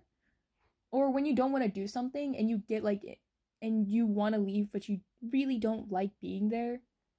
Getting something that really just helps, it's like, yeah, something bad's happening here, makes you really justified, makes your feelings feel more justified, that's for sure. This is all because of Project Stuja, isn't it? What is Project Stuja? Someone explain, please. Whoa. Hold on a second. What's this Project Stuja all about, huh? This is the second time it's come up now. Dang. Sorry, but I'm not sure of the details either. Dang.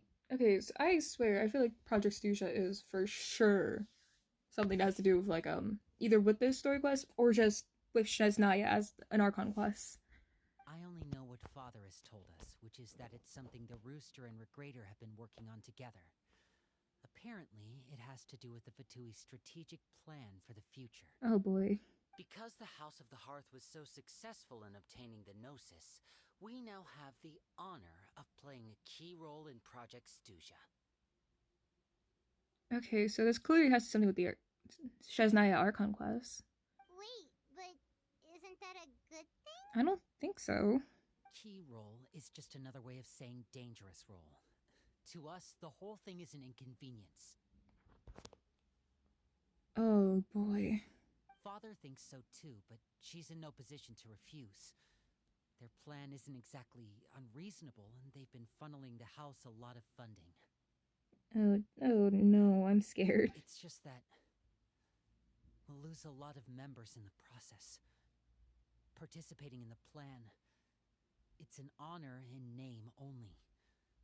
What they're really trying to do is subdue us. The existence of an intelligence organization outside their control makes them feel uneasy. That is very true though. Looks like the Fatu are upon something big, but given how little any and the others seem to know about it, I probably wouldn't be able to learn much. Yeah. I should keep an eye out on any future dealings with the Fatui to see what I can learn. Well, I heard Capitano is supposed to be in, like, Notland, so... Okay, super complicated top secret Fatui business aside, what does all of this have to do with the conflicts you were talking about earlier? Paimon doesn't get the connection. External pressure has a way of exacerbating internal strife. You can't overlook the power of fear either. People are afraid of dying. And that fear is often the impetus for a lot of stupid decisions. Yeah. I thought resolving the Clairvy situation would make everything go back to normal. But it looks like things are more complicated than I thought. If we leave Filial and the others to their own devices, sooner or later, Father will be forced to take action. Oh yeah. Especially if the executions are people trying to leave too, that could definitely get people harmed. We can only focus on one situation at a time, brother. You're right. Even if we confront Filial and the others, it won't do any good. It might even make matters worse. We should focus on Clairvy for now. Yeah. Actually, I want to try and get more information out of her, actually. Well, it's getting late. We should head back and get some rest. We'll try again first thing tomorrow. Lynette, you stick with me this time. Fremine, keep a close eye on Filial and the others. Make sure they don't do anything they'll regret. Oh boy, that last bit is just Good work today, everyone. not Have a good night, vibes. and I'll see you tomorrow. Okay, so I feel like this is... Okay, so hopefully we be getting towards like the second half by now. Because I'm kind of curious about that. I'm always looking forward to an early night, but she can't sleep at all. Hey, you don't think the knave will be too angry with Linny and everyone if she finds out about all this, do you? I think she kind of will. She's even scary when she smiles. If she were to actually get angry... Ooh, you have to protect Paimon if that happens, okay, Traveler? First of all, why would she be angry at you? Okay, I'm also afraid of her. You can just hide behind me. Oh, well, in that case, we should just plan on running away. We'll grab Linny and the others and we can make a break for it as fast as we can. Dang. Stealing children. I guess I really am taking the kids in in this situation. Look over there. It's Clairvy. Clairvy? What is she doing over there? Yeah, what is she doing? Let's catch up with her before anyone sees. But yeah, okay.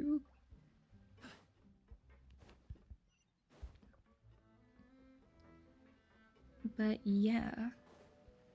But yeah, this is kind of getting a little interesting, especially because I don't know what she's doing.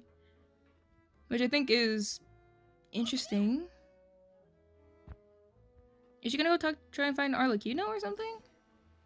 Okay, so she disappeared. I like how the cross on the side's like Sea Breeze Rendezvous. Oh, where is she going? Or if someone sees her, we're toast. I don't... Are we toast?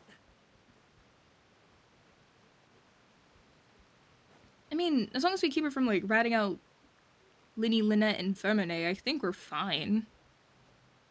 And it is nighttime by now, so she can't go outside. Look, she stopped. Oh, can she just not go that far? Because the house at Harf is here? I don't know.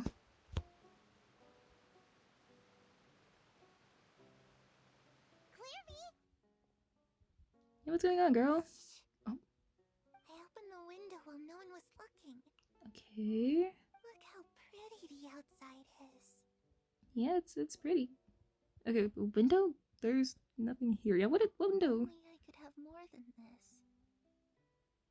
Oh, okay, what's going on? Probably think I'm being silly, huh? All this hopeless resisting. It's better to dream of what I could have than try to make it a reality, right?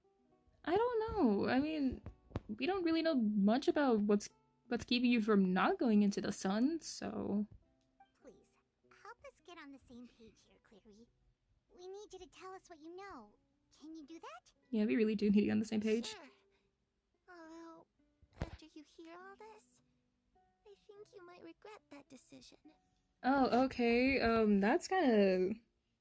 Yikes. Everyone in this family is nothing more than a tool. Something to be used and exploited. We're all expendable. Including me. I mean, you're dead, so yeah, you clearly were expendable. As long as you're useful, you get to stick around. Lose your value. You're handed over to the doctor, experimented on, and given a fate worse than death.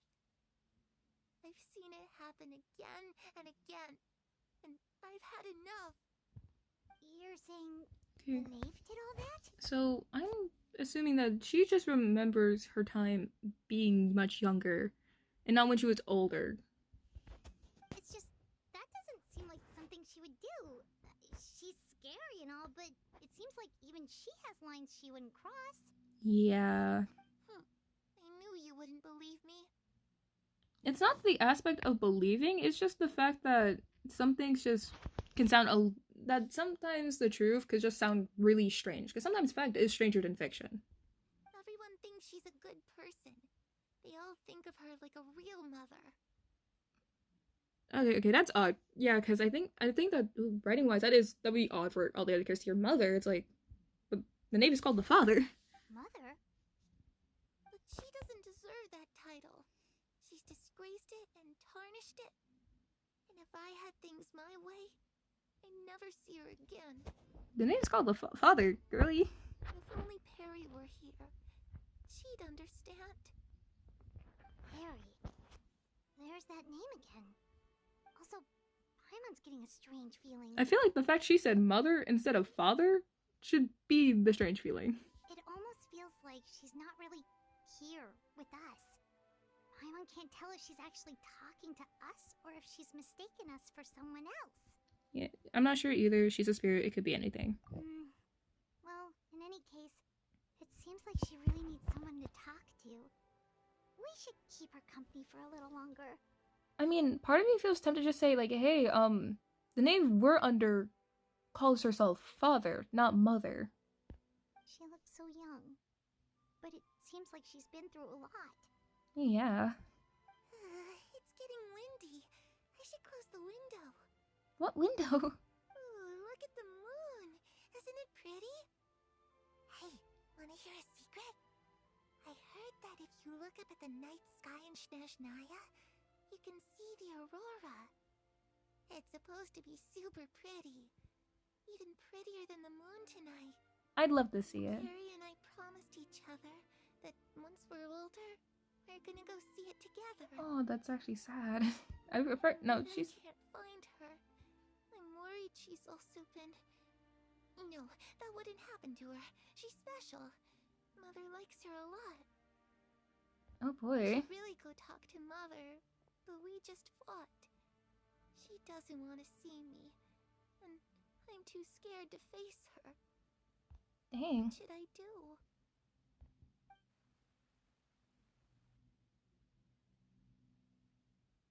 Oh, it got quiet. At the same time, Livy seems to come back to herself. Paimon really doesn't understand what's going on with her. At this point, I feel like we should talk to Arlecchino. This is getting out of hand. Well, But I understand not wanting to talk to her about it at the same time. But dang.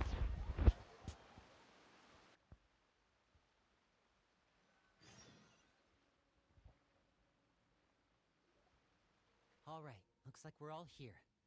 Let's go ahead with the plan. Okay, before that, I have a question. Oh? What is it? Have the knave and the doctor ever worked together? What makes you ask that? Well, we kind of ran into Clairview last night, and that's what she told us. We met the doctor back in Sumeru. He's super dangerous, and he's done all sorts of bad things. Paimon, I think he's part of the fit too. I think these kids know. It's possible that Father and the Doctor have had certain dealings, but I don't think Father would work with him. That is true. But okay, but I feel like Paimon has to understand that Clairview said mother instead of father, which is odd. We're not really on the same side, so there's not a lot of trust between them. That doesn't exactly set the stage for a successful partnership. I did hear, though, that when Father first became a Harbinger, the Doctor offered to work with the House of the Hearth. Ooh. Father rejected most of his proposals, except for one. It had to do with some sort of secret experiment. Okay. I think that's where she gets her boss form. That's what I'm thinking. Secret experiment? Could that be what Clairview was talking about? She said experiment, so... I don't think so. I don't know any details about the experiment itself, but I do know it's an entirely independent operation. The Doctor only proposed a direction for the research. That was the extent of his involvement. I still don't think that counts as working together. Yeah, I mean, kinda. They're kinda working together, but not on, like, full terms, though. The details of the experiment are confidential, but complete records are kept on all participants. That doesn't seem to be the case with the situation Clairview referred to. Yeah.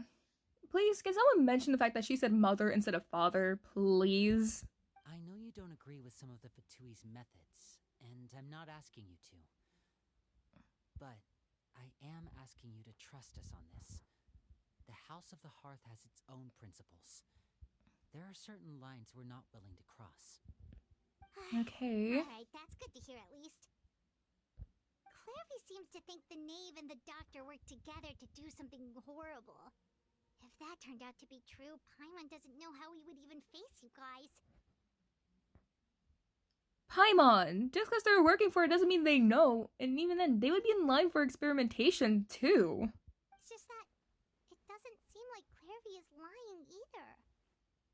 If she's not here in 5 years, that must mean she must be older. The easiest thing to do would be just ask the knave directly, but Paimon doesn't think she'd tell us. Let's focus on the plan for now. Is no one gonna ever ask if there might be a second knave? I feel like Father that's didn't an come asked back question. last night. She's probably still near the shore. We'll be counting on you to distract her. Oh boy. Lynette, you're Not with me. again. Fremine, you know what to do. Be on your guard, everyone. Oh boy. All right, let's get to it.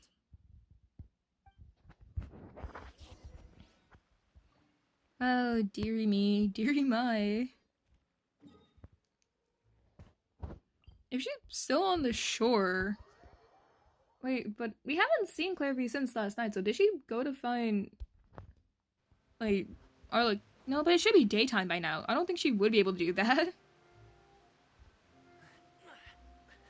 But dang, like, this is starting to get a little interesting. Like I said, I understand when having hindsight, there's a lot of things you don't really consider. But I feel like the fact she said mother instead of father, Clairvy said mother instead of father, really should have clued in to everyone that, you know, something should be off. I feel like we should have asked the question on if anyone in the House of Hearth calls father mother instead. Because if we ask that, and if someone's like, oh yeah, like some people call father mother instead, I feel like that was just kind of hint at the aspect that, okay, maybe we could be talking about the like Arlecchino. And if there's like, no, we all call her father, and it's like, oh, but she called her mother, that's odd. I feel like would at least put something in the air of suspicion. And what is she doing? And she's here, so... Ah, it's you two again. I must say, you look a bit pale. Did you have trouble sleeping last night? A little. A little. Perhaps if you had less on your mind, you'd be able to absolve yourself of such troubles. Honestly, fair. As someone who thinks a lot, even when I'm going to bed, I wish I could. So what are you planning to do now? Catch up on some sleep? Or should I give you some time to rack your brain for a topic to discuss before I ask any questions? Although I must profess to being curious. Without child here, how do you plan on distracting me? I knew she was onto us. There was like no way she did not know. Us? Distract you? Paimon. Good one. Paimon. We were just here for a chat. Paimon. Looks like you could have used some extra time to think. No matter. If you don't have any other plans, why don't you accompany me somewhere? Yeah, let's go. Don't worry. I'll be sure to steer clear of any scheming children. Oh, she knows. She knows. The ocean breeze is sure nice today. So you know everything then? Children always think they can hide things from the grown-ups. But nothing gets past me. Least of all a little scheming. I think I'll let them have at it for a little longer. I can be very patient. Oh, dang. Well, I'll leave you to think things over. If you're so inclined, meet me outside the Palais Mermonia. Oh, dang. Okay. Good things come to children who do as they're told. So I do hope you decide to tag along. If only for your friends' sakes. Oh, dang. Yeah, we definitely got dragged in here. What should we do? Just listen. Paimon, do we want Lenny and Lynette and Fremine to also be put in danger? She clearly knows about everything we've been doing, and Paimon doesn't think it'd be a stretch to say.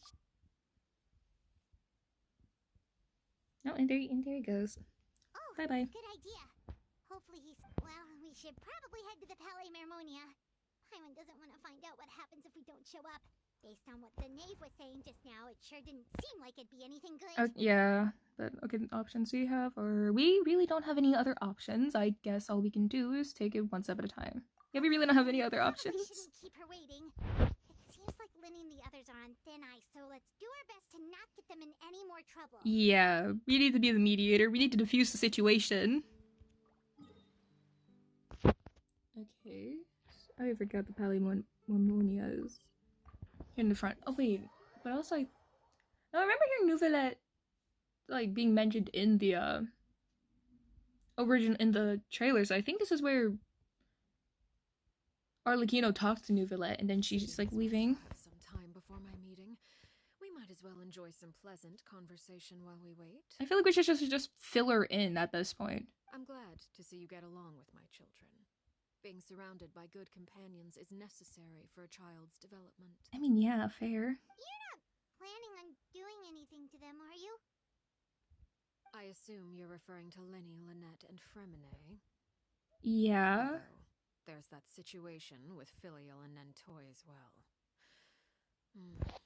It appears quite a few people have been acting out lately. I mean, oh, so she knows. Okay. I know she knew about like Lenny and Fremine, but it turns out she really is knowing everything else. No matter. I'm not one to discriminate. All those who betray the house meet the same fate. There are no exceptions.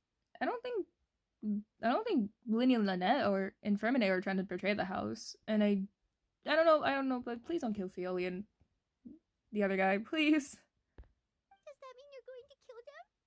Jeez. Oh, are you here to beg for their lives? I'm sorry to disappoint, but the rules of the house change for no one.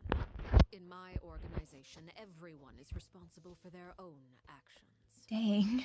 But don't you care about them at all? They really respect you. They even call you father. You must feel something for them. Paimon, I think you're misreading the situation. Any organization in which feelings come before principles is one destined for ruin. The House of the Hearth is hardly an exception. You could say our principles are more stringent than most. Yeah, I mean... Perhaps I can offer you this consolation at least. As our guests, you two will not be held accountable along with them. But why are you guys... Okay, but seriously though, like... It's clear that Paimon's steered in the question that, hey, these people are trying to betray the house. I'm curious. Anyway, but there's no other way to solve this issue? The issue? I would imagine Lenny, Lynette, and Fremine will be able to keep their lives. Oh boy. As for Filial, Nentoy, and the others, I'm afraid there's little I can do. They can try to escape, but once you know our secrets, there's no getting out alive. Yeah. But that's awful. Paimon, you have to okay, I understand that like it is really cruel, but you have to understand from like their perspective, it's like if you have very sensitive and valuable information that you can spill to anyone else, then I don't think it's worth having that person run around. And I don't know if an NDA is like a thing you can legally do here. Ah, you seem concerned. Out of consideration for my guests, I suppose I could turn a blind eye for a little longer. If Lenny and the others manage to dispose of Claire... Oh, she knows! All evidence of their wrongdoing will be lost. In that case, I could hardly punish them for something I couldn't prove. Oh dang, she knows. If their efforts are unsuccessful, on the other hand, all will be held accountable. And the punishment will be severe. Okay, it's a deal then, and we'll hold it to you do it. Oh, and here, I believe this belongs to you. Oh, she caught it! Keep better track of it next time. Dang. It takes a considerable amount of time to train a bird like this. It would be such a pity if you were to lose it. Dang. Permanently. Dang, she knows. Like, she is on top of everything. Wait, where did you get that? Well, I'm afraid that's all the time we have to chat. Now, for the matter at hand. I asked you to meet me here because I have business at the Palais Mermonia. It has nothing to do with you, but I think it would be prudent for you to stick by my side for the time being. There will always be time later to run off and tell Lenny what you've learned. Yeah, she's not stupid. Time to go. Looks like we wrapped things up just in time. Oh dang. Yeah, I like how the plot's thickening, and I just really like how Arlecchino's like, yeah, I know everything. There's no getting out of this. I know. It's like, dang. It's like, Arlecchino really is acting like a big brother to the entire House of the Hearth, man. She really is the big brother to the House of the Hearth.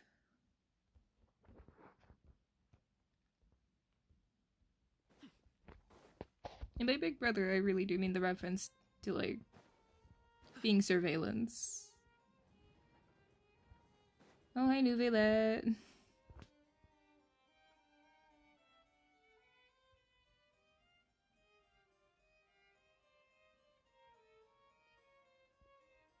It's been a while, Monsieur Neuvillette. I must say, I wasn't expecting my meeting request to be approved quite so quickly. The Palais Mermonia operates with an efficiency worthy of admiration. It is only right that an esteemed diplomat such as yourself should be afforded the proper level of respect. Okay, okay. Although, if I may speak plainly, I must confess that I did not anticipate we would have the occasion to meet again after presenting you with the Gnosis. Oh, that is true. I didn't expect that. You brought the Traveler and Paimon with you as well. If I may inquire as to the purpose of your visit. I'll be departing Fontaine shortly. There is, however, an outstanding matter that I would like to see resolved before I go. Okay, what's going on? It requires a rather lengthy explanation, I'm afraid. So I took the liberty of explaining everything in this proposal. Please review it at your leisure, Monsieur Neuvillette. What is it about? Please.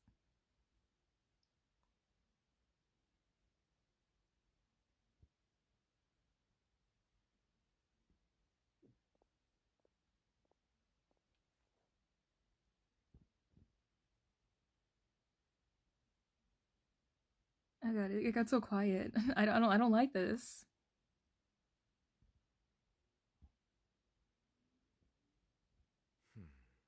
I understand your request. However, at the risk of causing offense, I must admit that I fail to see why you would wish for such a thing. What is the thing? I heard you have a certain what is it? for water tasting, Monsieur Neuvillette. So allow me to use water as an analogy. Okay.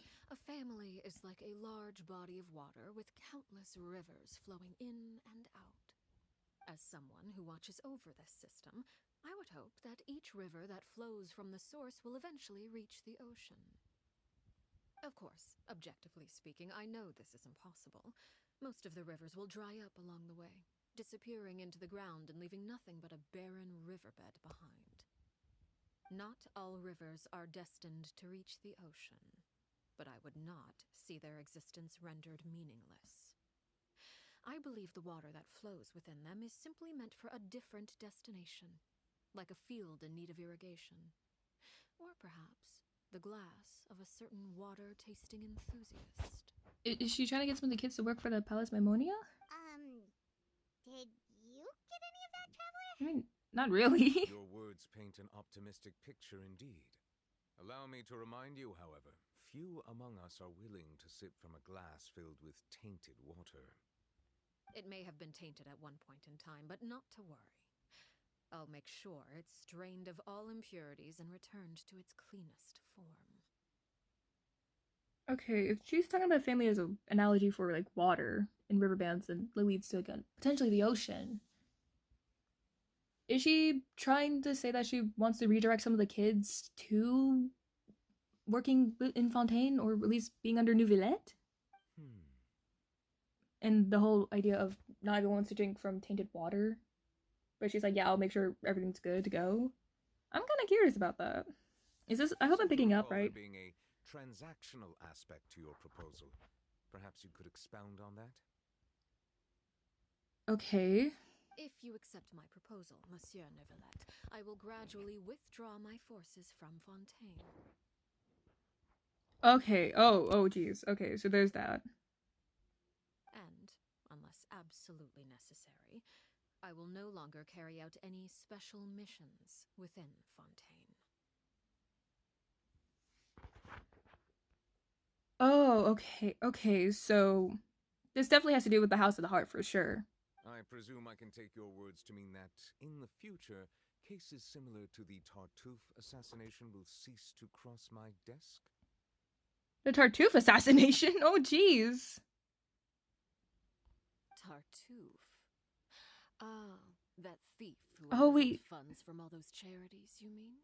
My Oh, deepest wait. condolences to his family, but without any evidence, I cannot imagine how the House of the Hearth might have been involved in his passing. Oh, okay. Oh, wait, this has to be from her, like, her, character teaser. Of course, if you accept my proposal, Monsieur Neuvillette, I'm sure certain measures could be taken to reduce the frequency of such troubles. Okay. Choose your words carefully indeed. In that case, I am inclined to accept your proposal. Okay, things are getting a little suspicious. My thanks for your generosity, Monsieur Neuvillette. Well, with that settled, we should be going now. I took the liberty of bringing along 2 bottles of spring water from Snezhnaya for you to enjoy. I do hope I get the chance to hear your impressions. Perhaps at our next meeting, yes? Okay, so, oh, that, the fact she brought spring water, too. Like, here's a gift. Thank you for taking my proposal. Indeed. I trust you would not overlook your commitment in the meantime. All right, Traveler Paimon. Time to go. Oh, but okay, oh no. I guess we just gotta leave now. Okay, so I'm trying to figure out what Arlecchino's trying to do. That if this has to do something with like the project, then I don't, and I think it might be. But if this just has to do with getting the House of the Hearth, the kids out of the way of danger, I don't know. I know a lot of the stuff's gonna be explained like towards the end, but still, it's something I really want to know.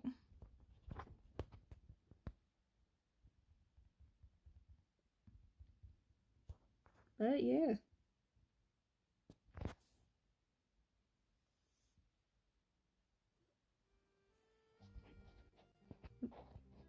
So, what exactly were you talking about back there? Paimon only heard you mention some rivers, a large body of water, and then some kind of irrigation scheme. And then there's using water as an analogy for family. You really want to know? I would imagine there might be more pressing concerns at the moment. Boy. Winnie, Paimon really hopes everything's going okay.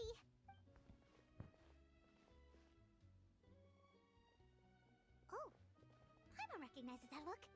You've got your thinking cap on, don't you, Traveler? Oh, okay. The knave seems relaxed, but she didn't seem to be joking earlier when she said those who betrayed the organization must pay with their lives. I think she's serious about punishing those kids. How should we stop her? No, there's something else we should figure out first. While we were talking in front of the Palais Memoria, she mentioned Clairvy's name. Does that mean she knew where Clairvy was this entire time? Maybe she anticipated on how Lenny and the others were going to react. Nope, wait. Jeez. Oh, shoot. Are you alright? Yeah, I'm fine. Jeez, I'm so sorry. I was so focused on selling these papers, I wasn't looking where I was going. It's like, my bad. I also wasn't paying attention. Well, let me make it up to you at least. Here, take this paper. On the house. Okay. He looks kind of familiar for some reason. Oh, you don't have to give us anything. Please, I want to. It's not like I'm short on supply. All the extras will be useless Wait. tomorrow anyway. Wait, was he that green hair guy we saw on the execution list? It's my fault, really. I was just trying to bring home some extra mora for the family, but I bit off more than I can chew. I haven't had many takers today, so I'm still swimming in papers. What's going on Okay. here? Nothing much. I just ran into your friend here on accident. I should probably get going, actually. Okay. Hold on. Of course, I'm happy to compensate you with Mora. It's just, I Oh, don't have any on me at the jeez. moment. I'll take 3 papers. Here. Your payment. Wait. Is this what she meant? Oh, thank you for your patronage. May the Archons bless you with good fortune. If only I had the chance to run into such generous customers every day. I should probably just take on a smaller inventory though, right? I'm getting married soon, so sometimes it's hard to not get ahead of myself. Anyway, I should head out. Goodbye! Okay, I think that might be part of the execution list. Well, now that my affairs are settled, we should take the boat back to Poisson. We've even acquired some light reading to enjoy along the way. Okay. Actually, why don't we stick around for a little longer? Paimon. Paimon just realized how hungry she is. She can't head back to Poisson on an empty stomach. Looks like Paimon's trying to buy us more time. If we head back now, I doubt Linny and the others will have made any progress. What should we do? It appears you two are under the impression that delaying our return will somehow alter the situation in your favor. I'm sorry to ruin your fantasy, but your efforts are meaningless. That being said, I could be persuaded to give Linny some extra time. What's the condition? I just have one condition. What is the condition? If you agree to my request, I'll even answer some of your questions. You're quite curious about Clairvy, are you not? And my relationship to her. Oh boy. Why are you being so generous all of a sudden? You're not gonna ask us to do something bad, are you? Oh no. You overestimate yourself. You don't have the talent for bad things. Oh yeah. Oh boy. Then what do you possibly... Paimon. The most important consideration in a negotiation is that both sides receive something they want. Demands and threats only get you so far. Okay. Your condition, let's hear it. Wonderful. Here it is. There we go. Oh boy. When the time comes, make the choice that you deem most appropriate in the situation, and lend your help to the House of the Hearth. Is this... Okay. for something in the future? Normal enough. But what do you mean, when the time comes? When is that supposed to be? Are we, is this us joining the Fatui in towards the end? That is for you to decide. We accept your condition. Then we have a deal. Follow me. Oh boy. Oh boy. Okay, where are we going? Why are we all the way out here? Is this where her boss battle's gonna take place? I'm actually not looking forward to that. I'm not really good at the game despite playing it a lot. I'm so not looking forward to this. It's still pretty far, and... But yeah, I'm actually kind of curious if this is her boss battle. Because I feel like at some point, like the story quest has to end soon, and it'll probably just go back to just doing some artifact farming. But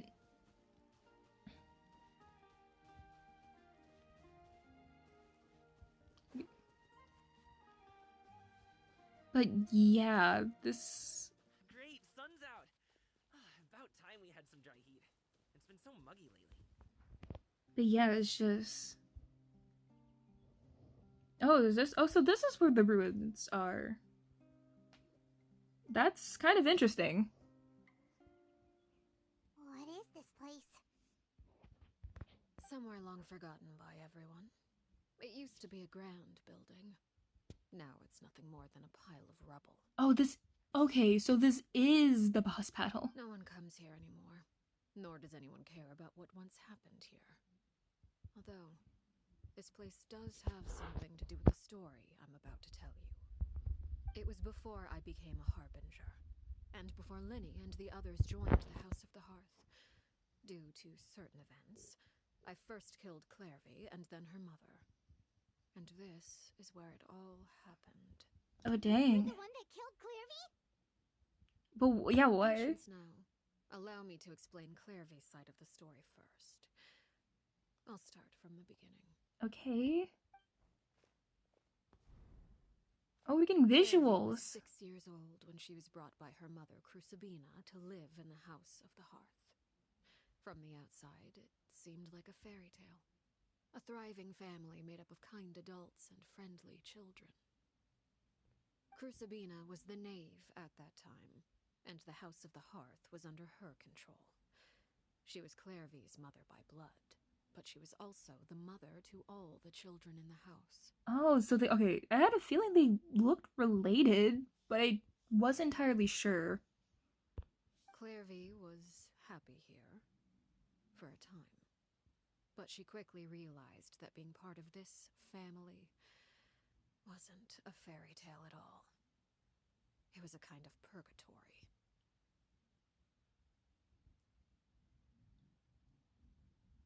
Yeah. Oh boy. Exactly.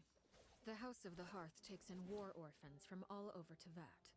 But as for how to raise them, that depends entirely on the person in charge. Crucibina came up with a novel idea. She would teach the children to fight, force them to duel each other, and then crown as the king of the house the child who proved themselves most worthy of inheriting her title. It's difficult to estimate the number of children who died or were maimed in the process. There's little I can say about the ones who died. The ones that emerged with permanent injuries, on the other hand, well, they still served a purpose. They would be handed over to the doctor to be experimented on, or sent away on dangerous missions. Nothing more than tools to be used and then discarded. So those were the experiments Clairvy was talking about. But what actually happened to her? Yeah, You I want to said know. that Clairvy was Crucibina's daughter, so if Clairvy tried to convince her to stop what she was doing, Crucibina probably would have listened, right? I mean, if she was doing all this stuff, I highly doubt she would have listened. Despite being Clairvy's mother, Crucibina cared little for her daughter. She forced Clairvy to join the House of the Hearth only as a means to demonstrate her own impartiality as a mother, to prove that she treated all her children equally. Clairvy did try to convince her mother to change her ways, but it was to no avail. After her efforts failed, the only other option was to rise up and try to fight back. Unfortunately, the other children had already been thoroughly indoctrinated into the illusion of happiness Crucibina had created. Of course, there was one exception. Someone Clairvy's age who knew the truth about the House of the Hearth. Her name was Peruere. Peruere. Oh, and Perry. Wait, the friend that Clairvy mentioned? Yeah. Friend. Yeah. Well, I suppose we can call her that for now. Clairvy was a cheerful and passionate person with a tenacious spirit. Peruere, on the other hand, was rather cold-blooded. Her cold-blooded nature allowed her to see through Crucibina's facade. Yet, it was also this cold-bloodedness that prevented her from acting against it. At least at first. While Clairvy longed for freedom, Peruere was convinced that, amid all the fighting and violence, she would make it until the end. Despite their differences, the two became fast friends, united by their knowledge of the truth. Clairvy told Peruere that she hoped to create a real family, where no one would be killed or sacrificed. Oh, that's really... There may have been a certain naivete to her ideas, but Clairvy proved her determination many times over.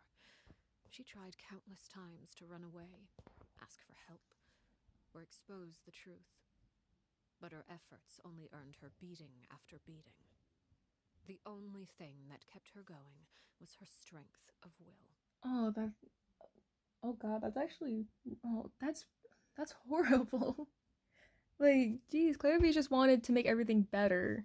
And Arlecchino, which is... Or Peruere, was, like, aware of it, but she also didn't want to act out against it, because she probably knew it would be not in her best interests.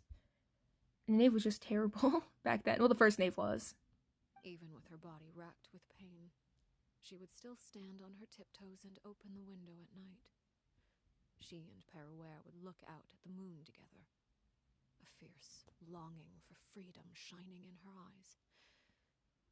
But one day that light simply vanished. Oh no. What happened? Her hopelessness resulted from a culmination of things. 10 years had passed. 10 years worth of failure after failure. She and Peruere weren't children anymore, but finding any chance to escape still seemed as hopeless as ever. Oh. It was during this time that Peruere suggested a new plan. If escaping was out of the question, why not take down the very person sitting on top of this throne of lies? Mother herself. Oh, dang. Rejected that proposal. She claimed that, as a famous harbinger, Crucibina possessed an unimaginable amount of power. Trying to kill her would have an incredibly low chance of success. Oh boy. Clairvy never gave another reason, but Peruere could see it written all over her face. Clairvy still thought of Crucibina as her mother. Killing her own flesh and blood was a line she couldn't bring herself to cross. If she couldn't escape and fight back, then only one option remained. Death. Precisely. Death was the only way that she felt she could be free.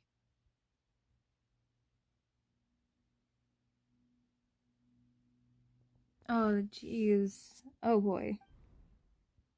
It happened during a duel. When she arrived at the dueling ring that day, her partner turned out to be none other than Peruere. The very person that had stood by her side all those years. It was a fierce battle. But ultimately, Clairvy decided to let Peruere end her life. From that moment on, Peruere's journey was one written in flames. When the rain finally came and washed it all away, there she stood, the sole victor in Mother's endless game of slaughter. A trail of corpses strewn across her path to success. It was the very result she had predicted 10 years prior. Even then, she believed she would make it until the end.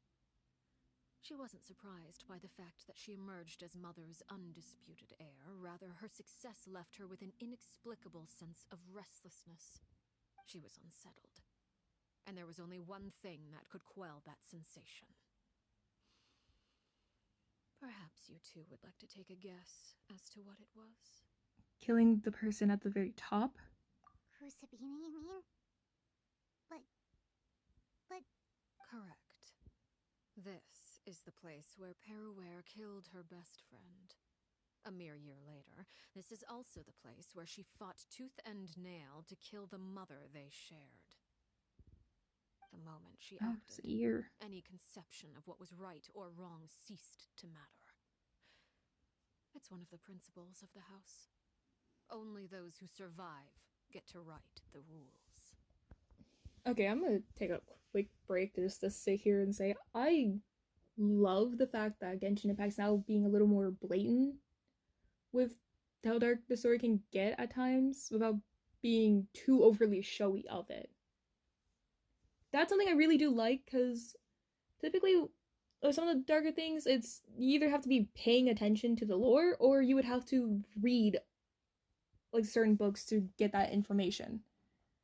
And I know, and I like how they're like being a little more open about that. Especially in story quests, I really do like that. Peruere won the battle and became a harbinger herself. After which Her Majesty, the Tsaritsa, bestowed upon her a new name. Arlecchino. I love that reveal. So the Perry Clairvy was talking about, it was you all along. You're Peruere. Arlecchino is just a name you got later. This was your story just as much as Clairvy's. I left that name behind long ago. I must say, hearing it now does bring back memories. After I defeated Crucibina, the moniker of Mother died with her. I chose to forego the title she called herself and even chose to give up my own name. I rebuilt the House of the Hearth under a new identity. Not only as Arlecchino, but as father. And that is where the story ends. Yeah, oh boy. Any more questions? Okay, the Clairvy you met, though, who is she exactly? Yeah. Based on what you just told us, Clairvy wasn't a little kid when she was killed. So the Clairvy we met, was she really a spirit at all? I suppose you could call her an illusion born of flame. Her existence is like ashes to a fire. something left over in the wake of blaze and ruin. Oh, so she's like a little remnant of what once was. You see, a certain power runs through my veins. It's not unlike a curse. My flames leave behind shadows of anything they consume.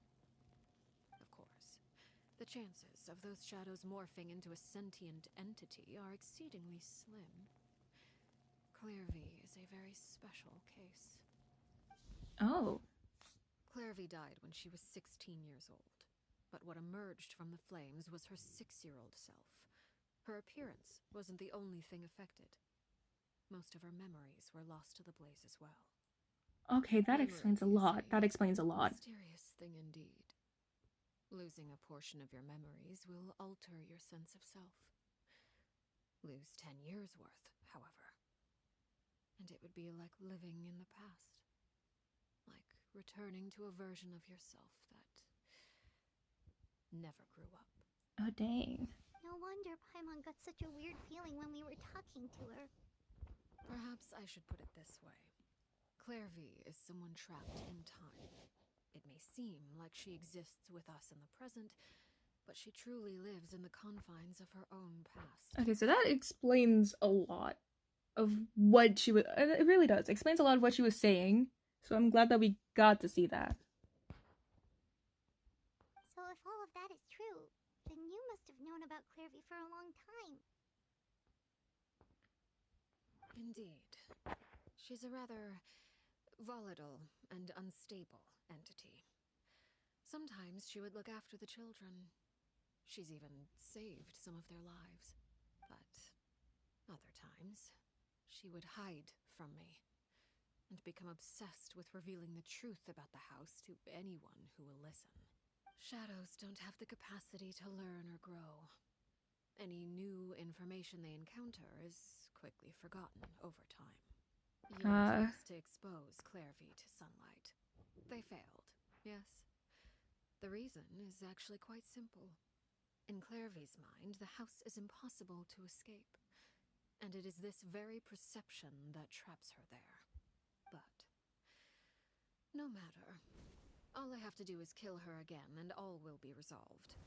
I don't anticipate so much as a single speck of ash will be left behind this time. Okay, so she's gonna kill her to get rid of her because she genuinely just cannot move on. Wait!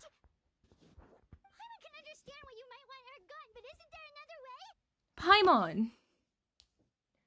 Like, the only reason she's here is because Arlecchino killed her in the first place. So she has to do it if she wants Clairvy to be gone. She can't move on. So what if she's trapped in her 6-year-old self? She's still your friend! At least talk to her first! I think she already implied that she did talk to her. It's too late for that. She broke the rules, and now she must be punished. That goes for Filial and Nantoy as well. She's had quite the effect on them. I hope you understand. The difference between Crucibina and myself lies in our formulation of the rules, not our policy for enforcing them. Upholding the rules without question is a trait we both share, because that is how a household should be run. Oh. Hey, yo, Zach actually got some sort of line for once? Is this really what you want to do? Ayo, Hoyoverse finally gave the Traveler some lines. Let's rejoice. They finally get to say something. Whatever could you mean? Don't you want to say a proper goodbye at least? Whether as a killer or as a father, there are two things that must be avoided at all costs. Anger and sorrow. Anger makes you impulsive. Sorrow causes you to waver. Ooh. Well, it appears it's about time to proceed. Before we arrived, I told some of my well-behaved children to bring our troublemakers here by nightfall. Oh, dang. Oh, no. I've kept my end of the deal. I give your friends quite a bit more time. As for what happens now, we'll just have to wait and see.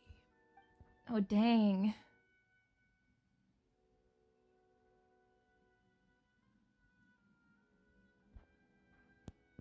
Here they are, Father.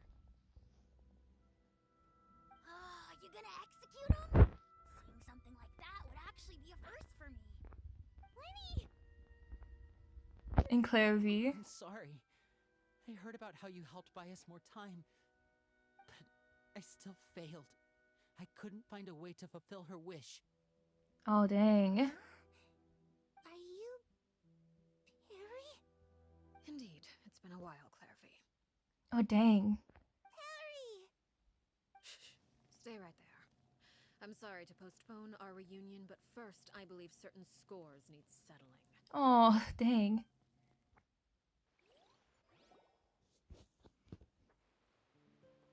Oh, so this is where we're getting the boss battle. Okay. Father, let me explain. Out of my way. Oh, dang. Father! You chose to conceal a threat to the house, and for that, you must be punished. Overall, however, I suppose your wrongdoing is hardly the most egregious of the bunch, so I'll deal with your punishments later. As for right now, the more pressing concerns are the traitors among us. Oh, dang. By traitors? Do you mean us? Father, let me explain. We didn't mean to... Fultz, why don't you share what you heard? Oh, dang. She's bringing out everything. Yes, Father. Secret Midnight Meeting number 3. Participants, Filial, Nantoy, Sato, Toddy. Nantoy clearly said, if only Father wasn't the one who took us in. Sato added, I'm sick of this life. I just want to live as a normal person. Filial was the worst of them all. She called us crazies and said a bunch of mean things about Father. Oh, boy. I did not! Like, girl. You're lying! Fultz is trying to frame us! It's not like I'm the only one who heard those things. After that, you and Toddy and a bunch of other people started talking about Clairvy. You were using all those things Clairvy brought up as an excuse to question Father. Dang, the fact that everyone else knew about Clairvy, man. I don't think you're getting out of this hole. We're birds locked in a cage. The only way out is to destroy it. That's what you said, wasn't it? Dang. You little... You just want me gone, don't you? What did I ever do to you, huh? And you, Sheplo, have you forgotten who stood by your sickbed, watched over you, and changed your dressings? Come on, let's hear it then. What's your reason for all this? Oh boy, what's going on? The family drama is real. Wrong, Filial.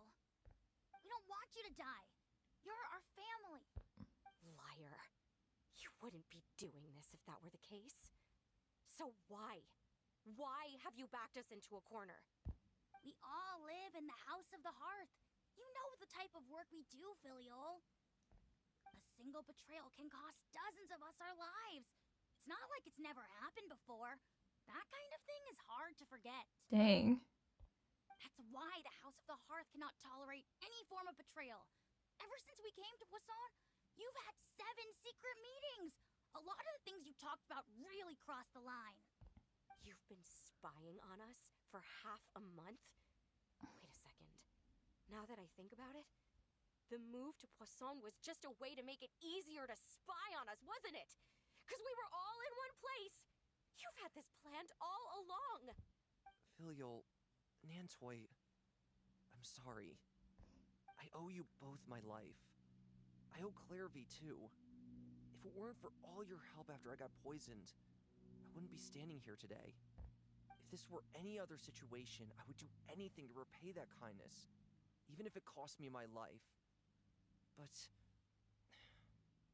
rules are rules.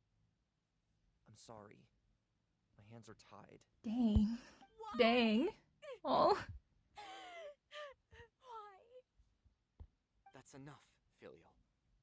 We made a mistake, and we should own up to it. We broke the rules, plain and simple. And now we have to face the consequences. I'm sorry, Oh Shepard. boy. Fultz. I'm sorry, Father. We accept our punishment.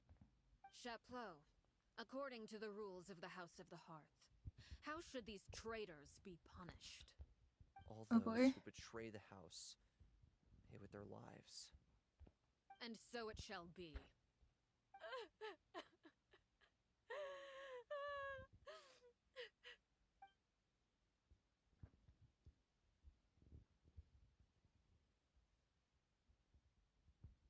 Father, please wait! Oh dang, Linny's doing something!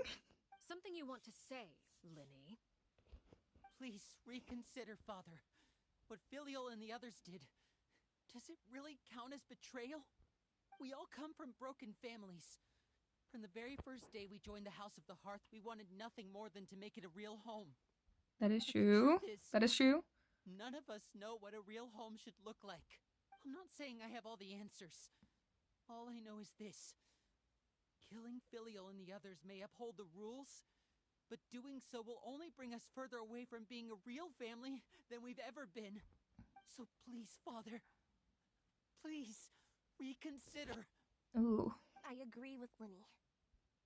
Father, please. Oh boy, I think they're gonna get the punishment now. Linny, you... I also agree with Linny. Oh boy, oh boy. Once given cannot be rescinded.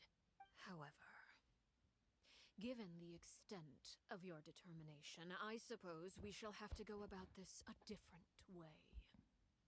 Draw your weapons and face me. Okay, so this is the boss fight. Oh boy, I'm not ready.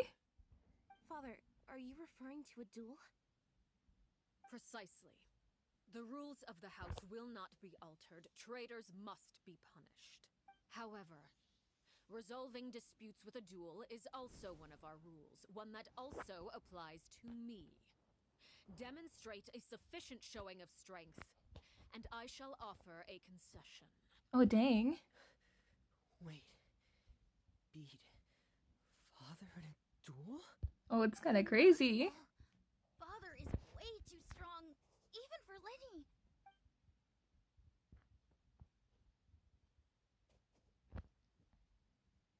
Oh, we got the determination going on. Linny is out here trying to break the generational trauma.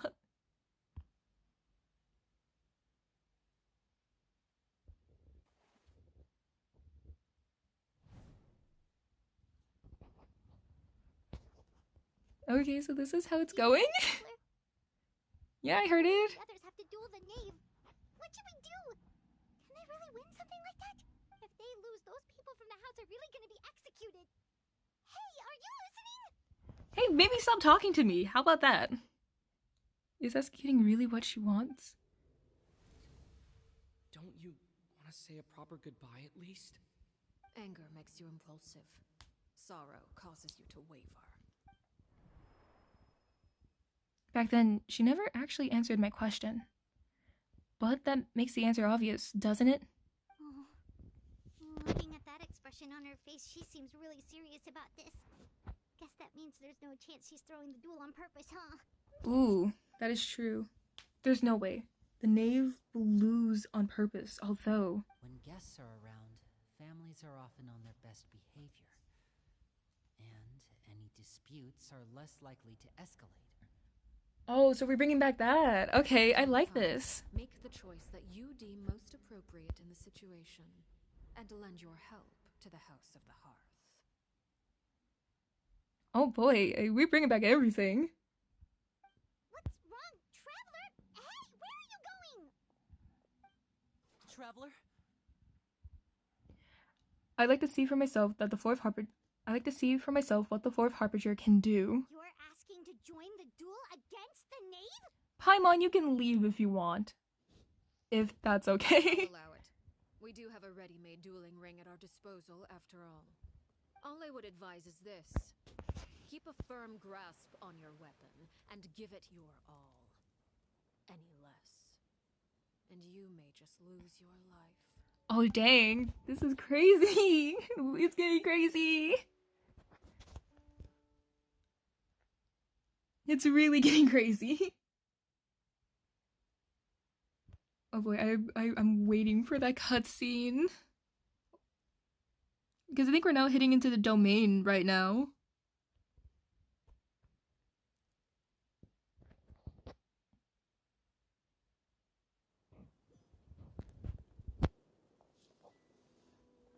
Oh boy. I am not ready whatsoever. Oh, nope! Oh shoot. Okay. Oh boy.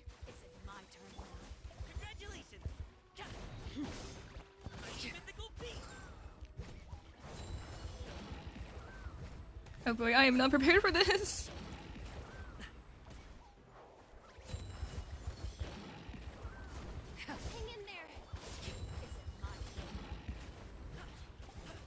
Tell me to hang in there, dude, I'm trying! With these rising flames. Nope. Ooh, shoot. I got this. Is it my turn now? Ah, shoot. Oh, there goes Bennett. I have failed you. Okay, well, this is what I get, like, 3 extra healers on.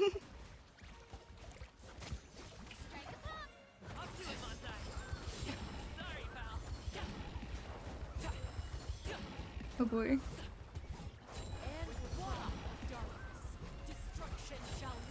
Oh shoot, jeez. Have a taste of purgatory. Ooh. Ah, shoot. I'm losing characters left and right, man. Where is she? There we go, jeez. Oh, there goes Farina. And I can't even revive her. Great. Look at you. Trapped like a bunch of helpless animals. Okay. The countdown has begun. If I really have to draw my blade. Ooh, I'm not getting out of here. Oh. Still breathing. Running is Ah, shoot.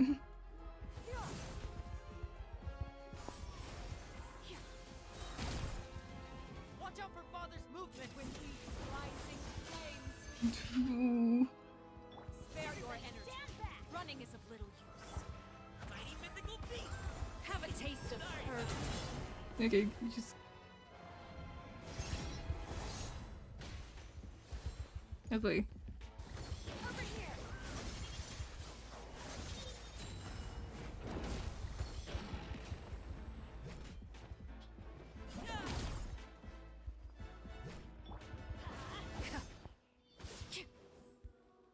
Okay, we are getting close to getting Farina back in here. I really have to draw my blade. Trapped like a bunch of helpless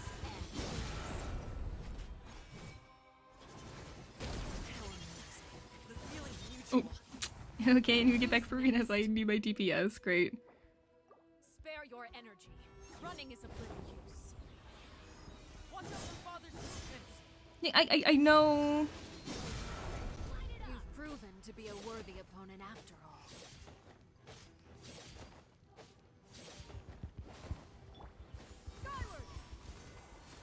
With these rising flames, how amusing. Oh shoot.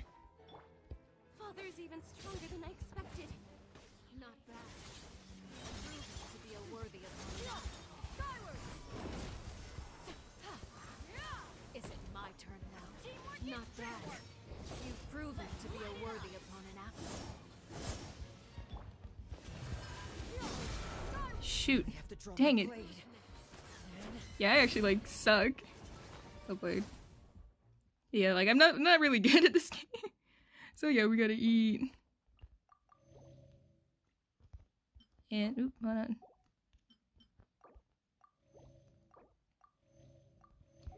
I lost like most of my more important healers. Having a pyro resonance really does good. Is it my turn now?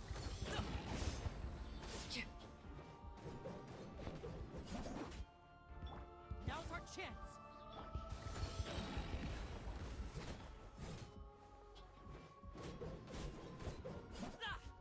Okay, so fine. Okay, I survived enough to make it to this point.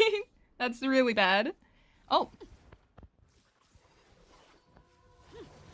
Oh, dang.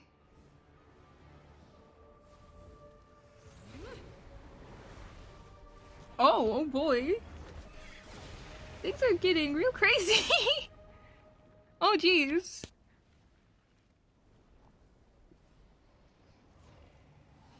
Okay, but she looks really pretty in her form. She really does.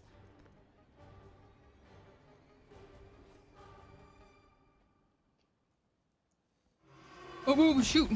I didn't even get a chance. My blade is all that remains. Okay, and we gotta use food because I am not risking losing this.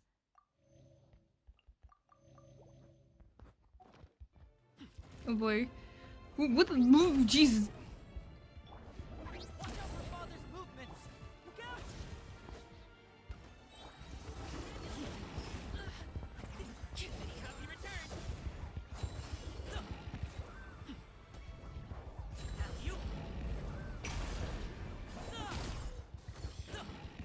Your punishment made manifest. Over here. Stop it now!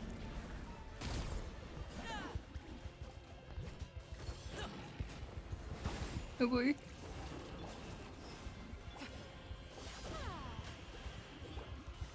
Watch out for father's movements! Okay. What the actual heck? The sun and moon have set.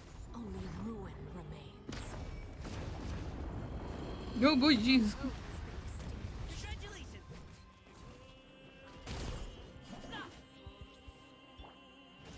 Now's our chance! Oh shoot. Over here. Oh well. Then it's gone.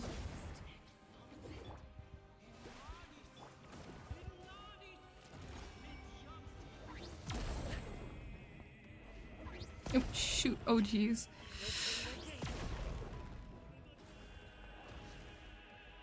Watch out for father's movement! Oh boy. Okay, so this is really just the aspect of the fighting part.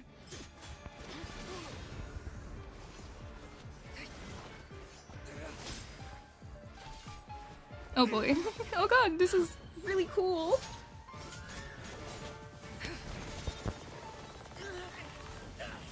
Oh man, Furman is blocking this stuff. You should know better than to crowd in one place. Oh dang.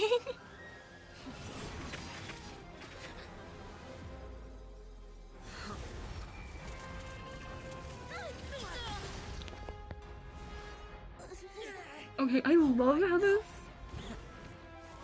Now! I'm sorry, father!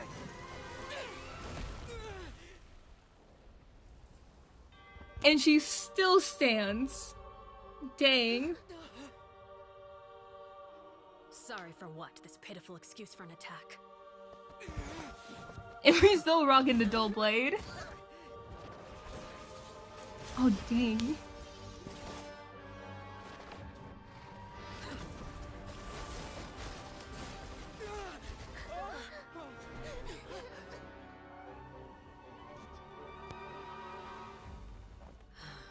And she has us in one place.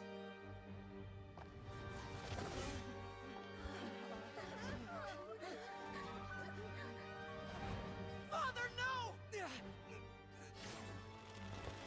There should be no way the dull blade could do that. I'm doubting.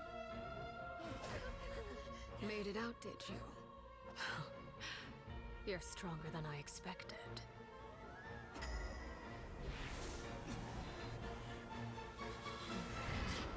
Oh? Oh, is this the second phase? Crimson. Or third phase? I don't know.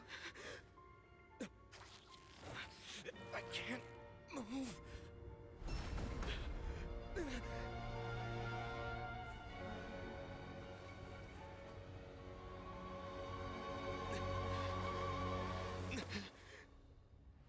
Oh, damn. Still, And there's the change not into a strong enough to delusion. beat me.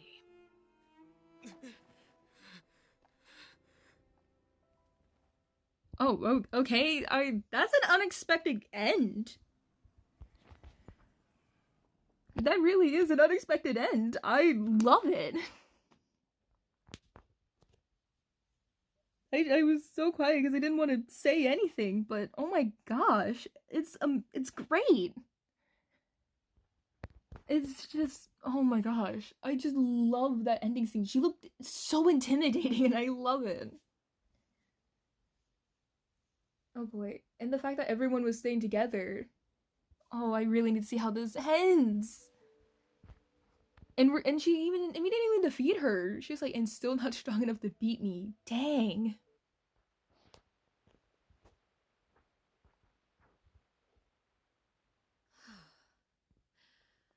I believe we can end things here. Oh, dang. It's not often that we get to enjoy the company of guests, after all. We wouldn't want things to get too out of hand. Dang.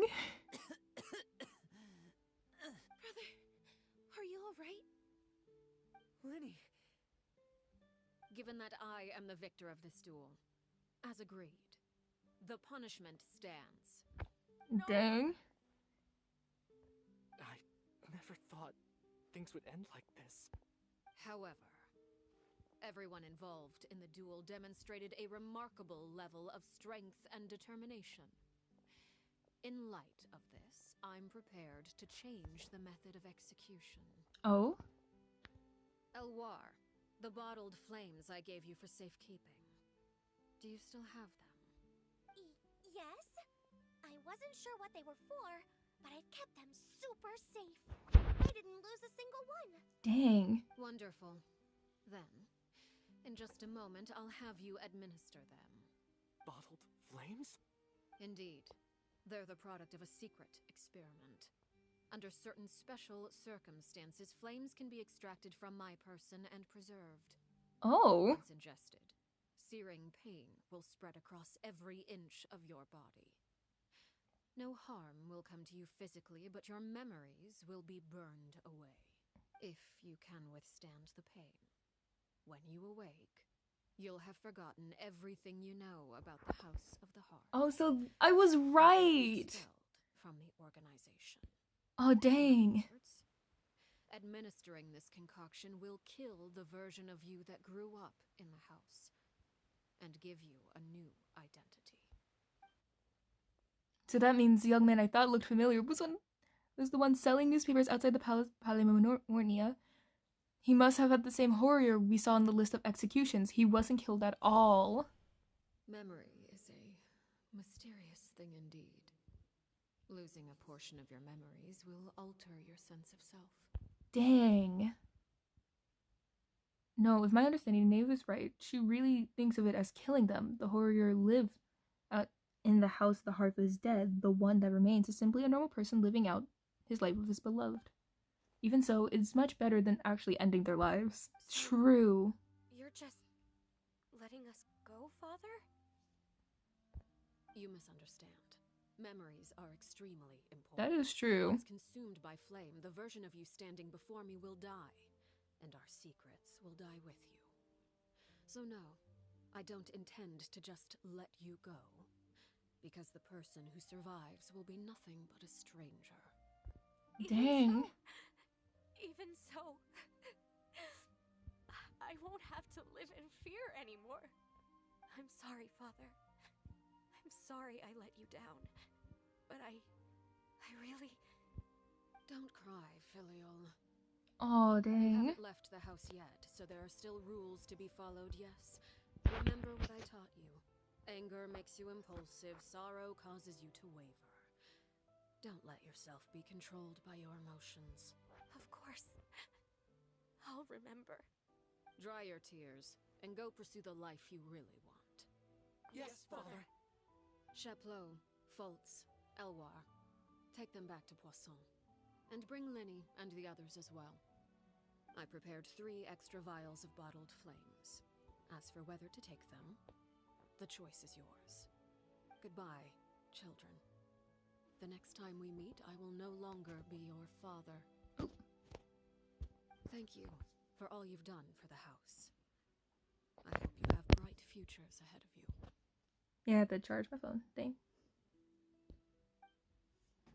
But dang, that's actually... Oh man, that's actually really interesting that they leave. Because when you leave with the memories of the House of the Harp, I don't think you remember the people in there too. Let's go. And if you don't remember the people with you, then you're kind of just a complete stranger. Here, grab my arm, Lemmy. I'll help you walk back. Thank you. Aww.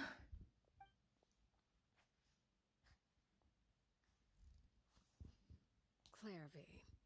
Oh? And we acknowledge her. Man, this is a really great quest, and I love it.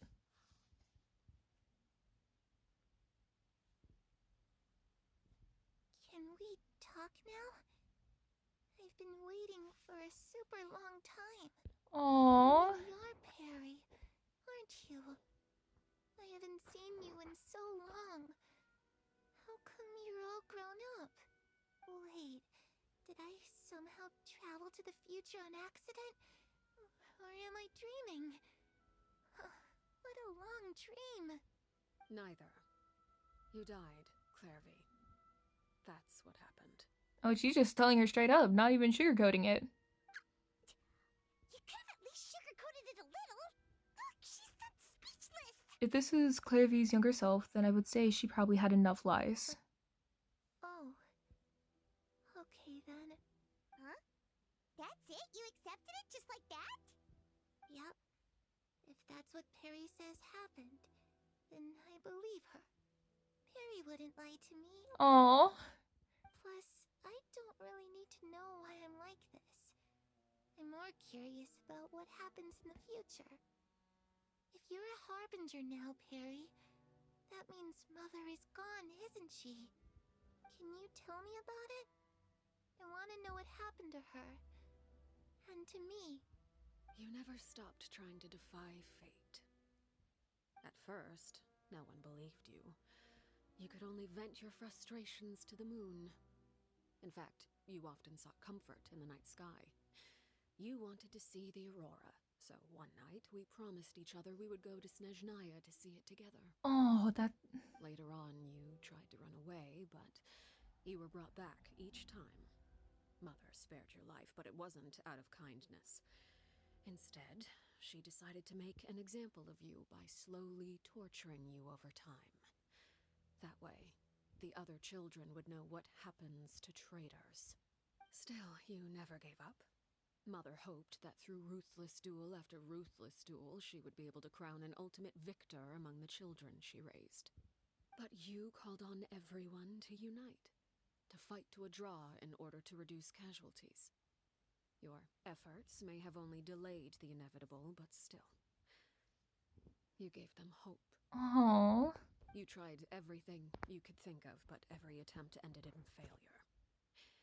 Still, you never turned your sword on Crucibina, and you never turned it on me. On that gloomy day, you told me, for the last 16 years of my life, I've done everything I can to fight for freedom. But now, I realize that the only freedom I truly possess is the freedom to choose to die. I never imagined I would say something like that. I must have been feeling really worn down. Oh, but boy. somehow, I still think I understand. According to Mother's plan, only one of us was going to make it until the end.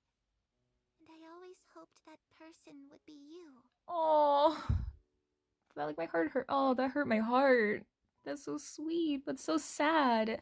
If I could do it all over again, I still don't think I would make a different choice. Even when I first met you, I knew you'd be able to do what I couldn't. Is that so? Even now, I'm not sure I truly understand what kind of freedom you were trying to pursue. But as the head of the House of the Hearth, and as the children's father, I've tried to give them the most basic of freedoms. The freedom to choose their own fate. It's something I discussed with the Eudex of Fontaine. The children who want to leave the house will have their memories wiped clean of all secrets pertaining to the organization. In return, they will be allowed to live a normal life in Fontaine without being prosecuted for their past. Okay, I'm really glad I was right on my suspicions. Of course, I won't simply hand freedom to them on a silver platter. They have to fight for it and prove themselves worthy of it. Only freedom that is earned has true value. That's more than enough. That's exactly the kind of life I was fighting for. Oh, dang. You know, Perry, I think you're a pretty amazing king, and a really great father, too. I'm really happy that you're the one who took over the house. I guess I do have one regret, though. I still haven't seen the outside world. Well, it just so happens that our dear guests over here have been to many nations and traveled to countless places. Perhaps they would be willing to tell you what the outside world is like. Really? Of course! We've traveled all over the place. We've got so many stories, we could probably talk your ears off for 3 days straight. Aww. Oh, so we can talk about everything. Okay, I want to say Animo for freedom. You know, I used to dream of being a bard. Oh, Playing the lute while singing into the winds of freedom. Even if there was no one there to listen, I would have continued to sing no matter what.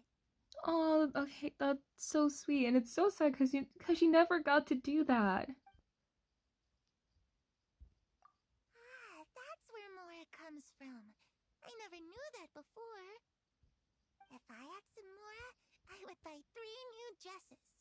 One for me, one for Perry, and one for Mother. Oh, she's so. Oh. It's just too bad Perry doesn't like wearing dresses.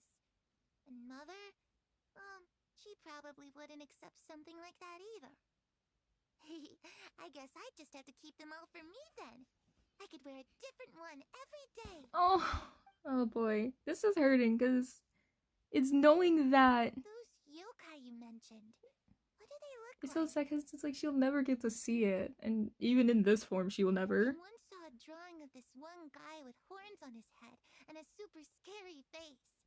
Are there any yokai like that? Yeah. Oh, sounds like you're talking about an Oni. Yep, we've met one, and let Paimon tell you, they're not nearly as scary as they look. Then we're gonna go to I Dendro. was always too afraid to skip Mother's fighting lessons. But at the academia, I bet you could do all sorts of secret things in class. Things that have nothing to do with studying. I'm just kidding. Being able to study whatever you want without having to fear for your life actually sounds pretty great. Oh. How about the various nations you visit eventually turns to Fontaine? The situation was super dangerous. Lenny and Lynette were accused of committing a crime, and they were going to have to stand trial at the Opera Epicles. Oh no, that must have been hard for all of you. What happened next? Don't worry, we were able to turn the situation around super quickly, all thanks to Detective Paimon, of course. How'd you do that? Come on, tell me. Oh. Okay, so it was like this. After the failed magic show, we rushed to the scene and... Clary is listening really intently to Paimon's story about her time in Fontaine. She seems really happy, like all her troubles have been forgotten. Maybe this is the first time she's been able to truly relax, but I'm not sure how long this moment can last. Shadows don't have the capacity to learn or grow. Any new information they encounter is quickly forgotten over time. As time passes, she'll probably forget everything we told her and go back to being a scared little girl who could only hide in the shadows. Huh, I was so busy thinking I didn't even notice the sun has risen. Wait, the sun has risen?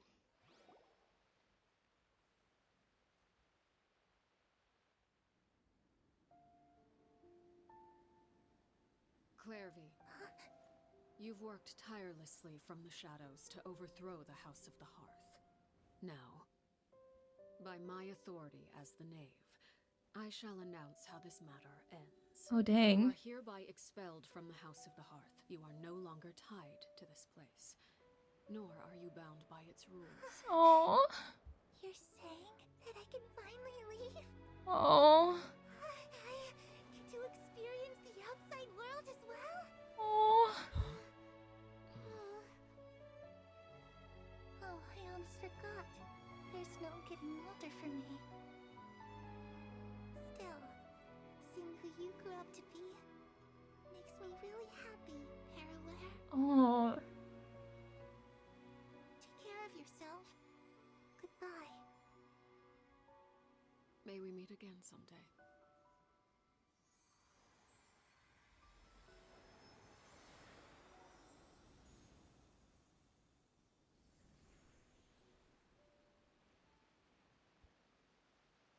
Clairvy. She left so soon. Paimon didn't even get to finish her story. oh. I also have certain sentiments left unsaid.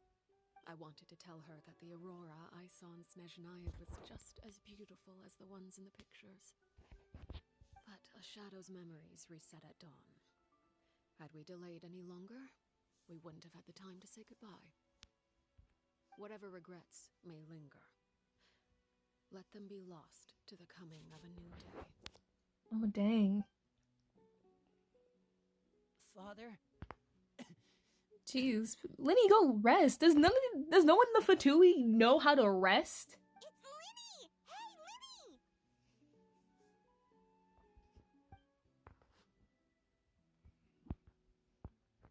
What is he doing back here? Let's go check it out.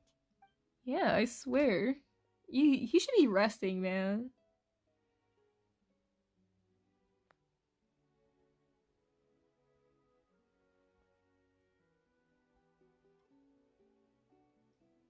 Father, the bottled flames have been administered. Filio and the others have left the house. And you? What have you decided? Oh, dang. Thank you for giving us that choice, Father. But we never wanted to leave the house. It's the only home we've ever known. Lynette and Fremine feel the same way. They're recuperating back at the Hotel Bouffe d'été. But I decided to come back and tell you where we stood. I'm sure you're well aware of the expectations I have for you. I want you to follow in my footsteps and become the next king of the house. Yet you seem to have different ideas. I must admit, I'm rather surprised by your decision to stay. There's nothing wrong with choosing to live a quiet life. Leading this organization is a heavy responsibility, one not so easily carried by someone forced onto the throne. I just Yeah, oh boy. never Dang. understood what you saw in me. What made you believe I was deserving of that throne? You're brave, talented, and, most importantly, you cherish your family. You would do anything to protect them, even if it costs you your life.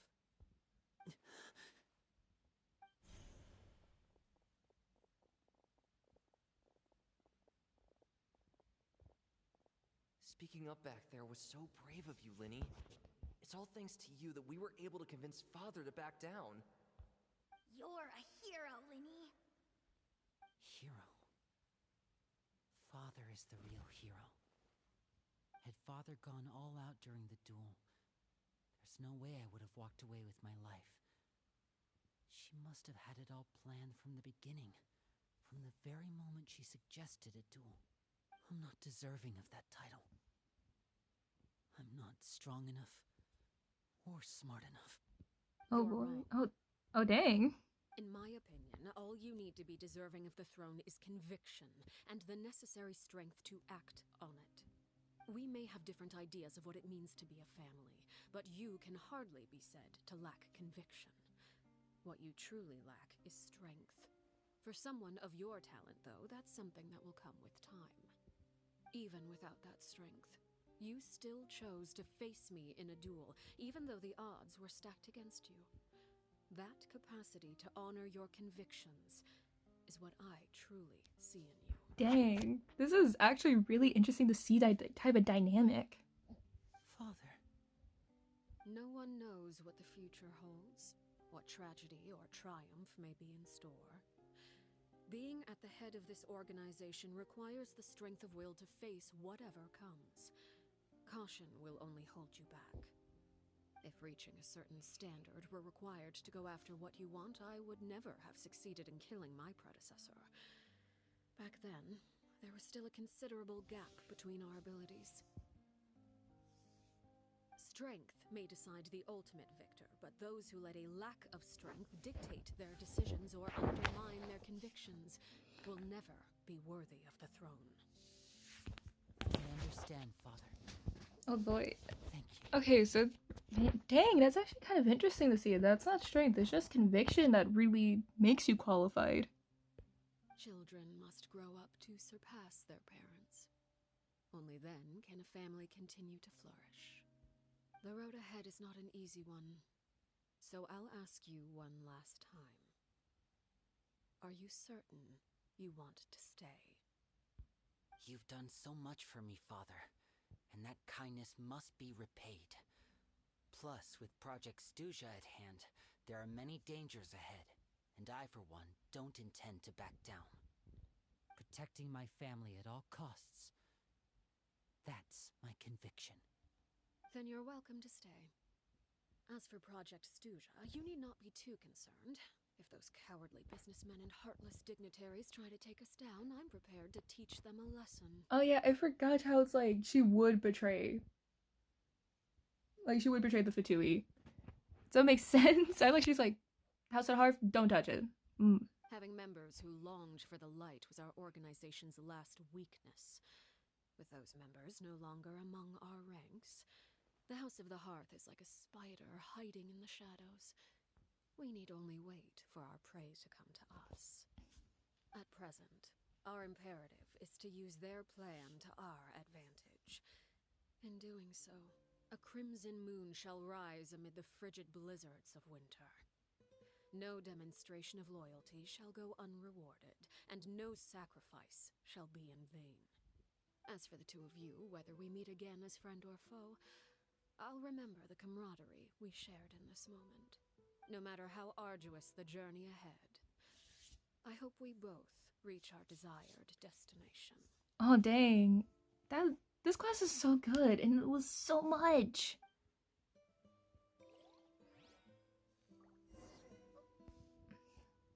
Okay, so we just gotta wait 2 days later. But dang, the quest so far was so good. It really highlights the difference in approach between each member that's supposed to take over. Like, Mother was very cruel. Arlecchino is cold and harsh, but still ultimately wants the children of the Hearth to still grow, but also have the chance to leave if need be. And then he just wants the Hearth to truly be a family. And I love that we get to see those ideologies. Oh. We're recovering at the Hotel Booth d'été?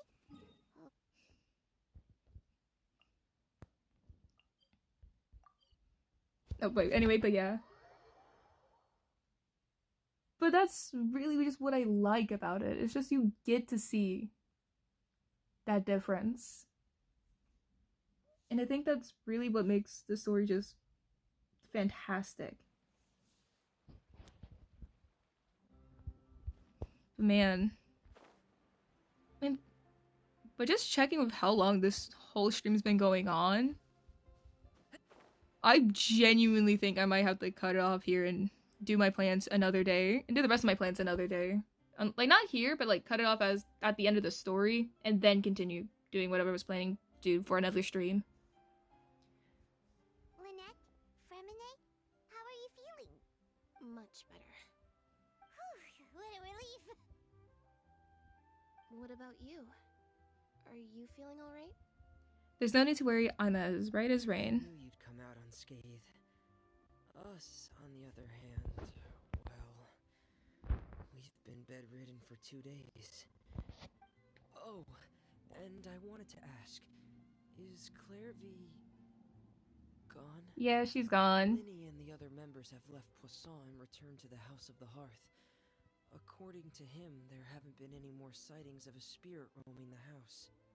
We bid her farewell under a blinking of sunlight. Her wish has been fulfilled. I see. I'm glad. Father came to check up on us 2 days ago, and told us about what happened with Crusabina and Clairvy. Actually, I've met Crusabina before. Hey, what? Wait, what? You've met the former knave? Crusabina died a year after Clairvy. It was during the year between their deaths that I joined the House of the Hearth. Oh, dang. Crusabina had an extremely cruel and radical way of doing things. While she was alive, the atmosphere in the house was suffocating. Okay, I swear. It's moments like these where I really wish, like, Hoyoverse would drop the ages of these characters. Because I'm trying to figure out how that timeline works. When I joined, though, the experiment she valued so much had already come to an end, and all the people involved, dead and injured alike, were gone. Crusabina never talked about the past with us newcomers. A couple of months after I joined, Father killed Crusabina and burned all her files. With that, the names of all the people subjected to her experiments, Clairvy included, were lost to the flames, along with the painful memories they represented. Father took in Lenny and me a couple months after that, but she never mentioned anything about Crusabina or Clairvy. Dang. It really seems like something she was planning to keep to herself. It's like, why talk about the Last time trauma? we talked to her, did she mention why she kept it a secret for so long? She said she didn't want us to be affected by the darkness of the past. She was worried we'd develop a false sense of gratitude towards her if we knew about it. The foundation of a family should be free of any corrupting influence. Whatever happened in the past, it has nothing to do with who we are now. And that's what Father told us in the end. But I still thanked her for everything. It was only after hearing about what Crusabina did that I finally realized how insignificant our lives could have been. The members of the house meant nothing to her. To say that she valued them in any way, even just as a tool, would probably be giving her too much credit. Yeah, dang. If Father hadn't taken over the House of the Hearth, I probably would have already... Don't think about that. Father rarely brings up the fact that she saved us. She doesn't believe that being indebted to her should be what ties us together. But even if we didn't owe her anything, we would still choose to stay. Because this is our home. We may have arguments or times when we feel wronged. Some people may even choose to leave. But as long as Father is here, we will always have a home. Okay, so that's an interesting way of looking at it. This is bathed in sunlight. We're shrouded in shadow. We'll follow Father wherever she chooses to go. So I wanted to say thank you for helping us make it through this crisis. Without your help, we could have lost a lot more along the way. Oh, we didn't do anything, really. Just invite us back as guests and we'll call it even. Of course. You're welcome anytime. Are Filial and Nantoy okay? I actually saw them at a cafe this morning. They didn't recognize me. From what I could tell, they were drinking coffee and talking about one of the operas that started running recently. They seemed happy.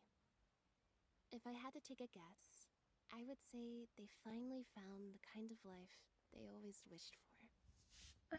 Like, that's good. That's really good. I hope they stay happy in the new life they have.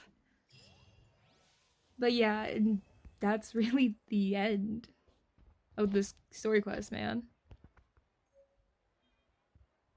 Man, it is really crazy. Like, this quest was good. It was crazy. Oh man, the writing of it. Man, I don't know what I could say that I've already stated in here. Like, I think I need to marinate on that just a little bit longer. But something I will say is that I'm actually really, really happy that, well, I'm just happy that this quest didn't really flop in any manner, that it was still good. And I guess that's what I'm just really happy about. That, you know, it's still is doing great. But yeah. I've been going for a pretty long while, and especially since I kind of want to place the VOD somewhere on my YouTube channel, at least, I'm probably going to try and set up everything. I'm going to look into, like, seeing the assets and just seeing the portfolio. I'm just going to be doing a lot of different things, so it will take a while, but man, I hope to at least stream tomorrow, at least. It's a little more consistent to what I originally put my schedule being, Mondays and Wednesdays, but I haven't streamed on Monday, so I want to take tomorrow as a makeup stream. But yeah. But anyway, I think it's time we actually end the stream in any way. Just trying to see what I can do. But I hope all is well. And I really just hope everything's going good. So, I'm just gonna end the stream now. Thank you for sticking around, to anyone who's watching, and I hope to see you again. Goodbye!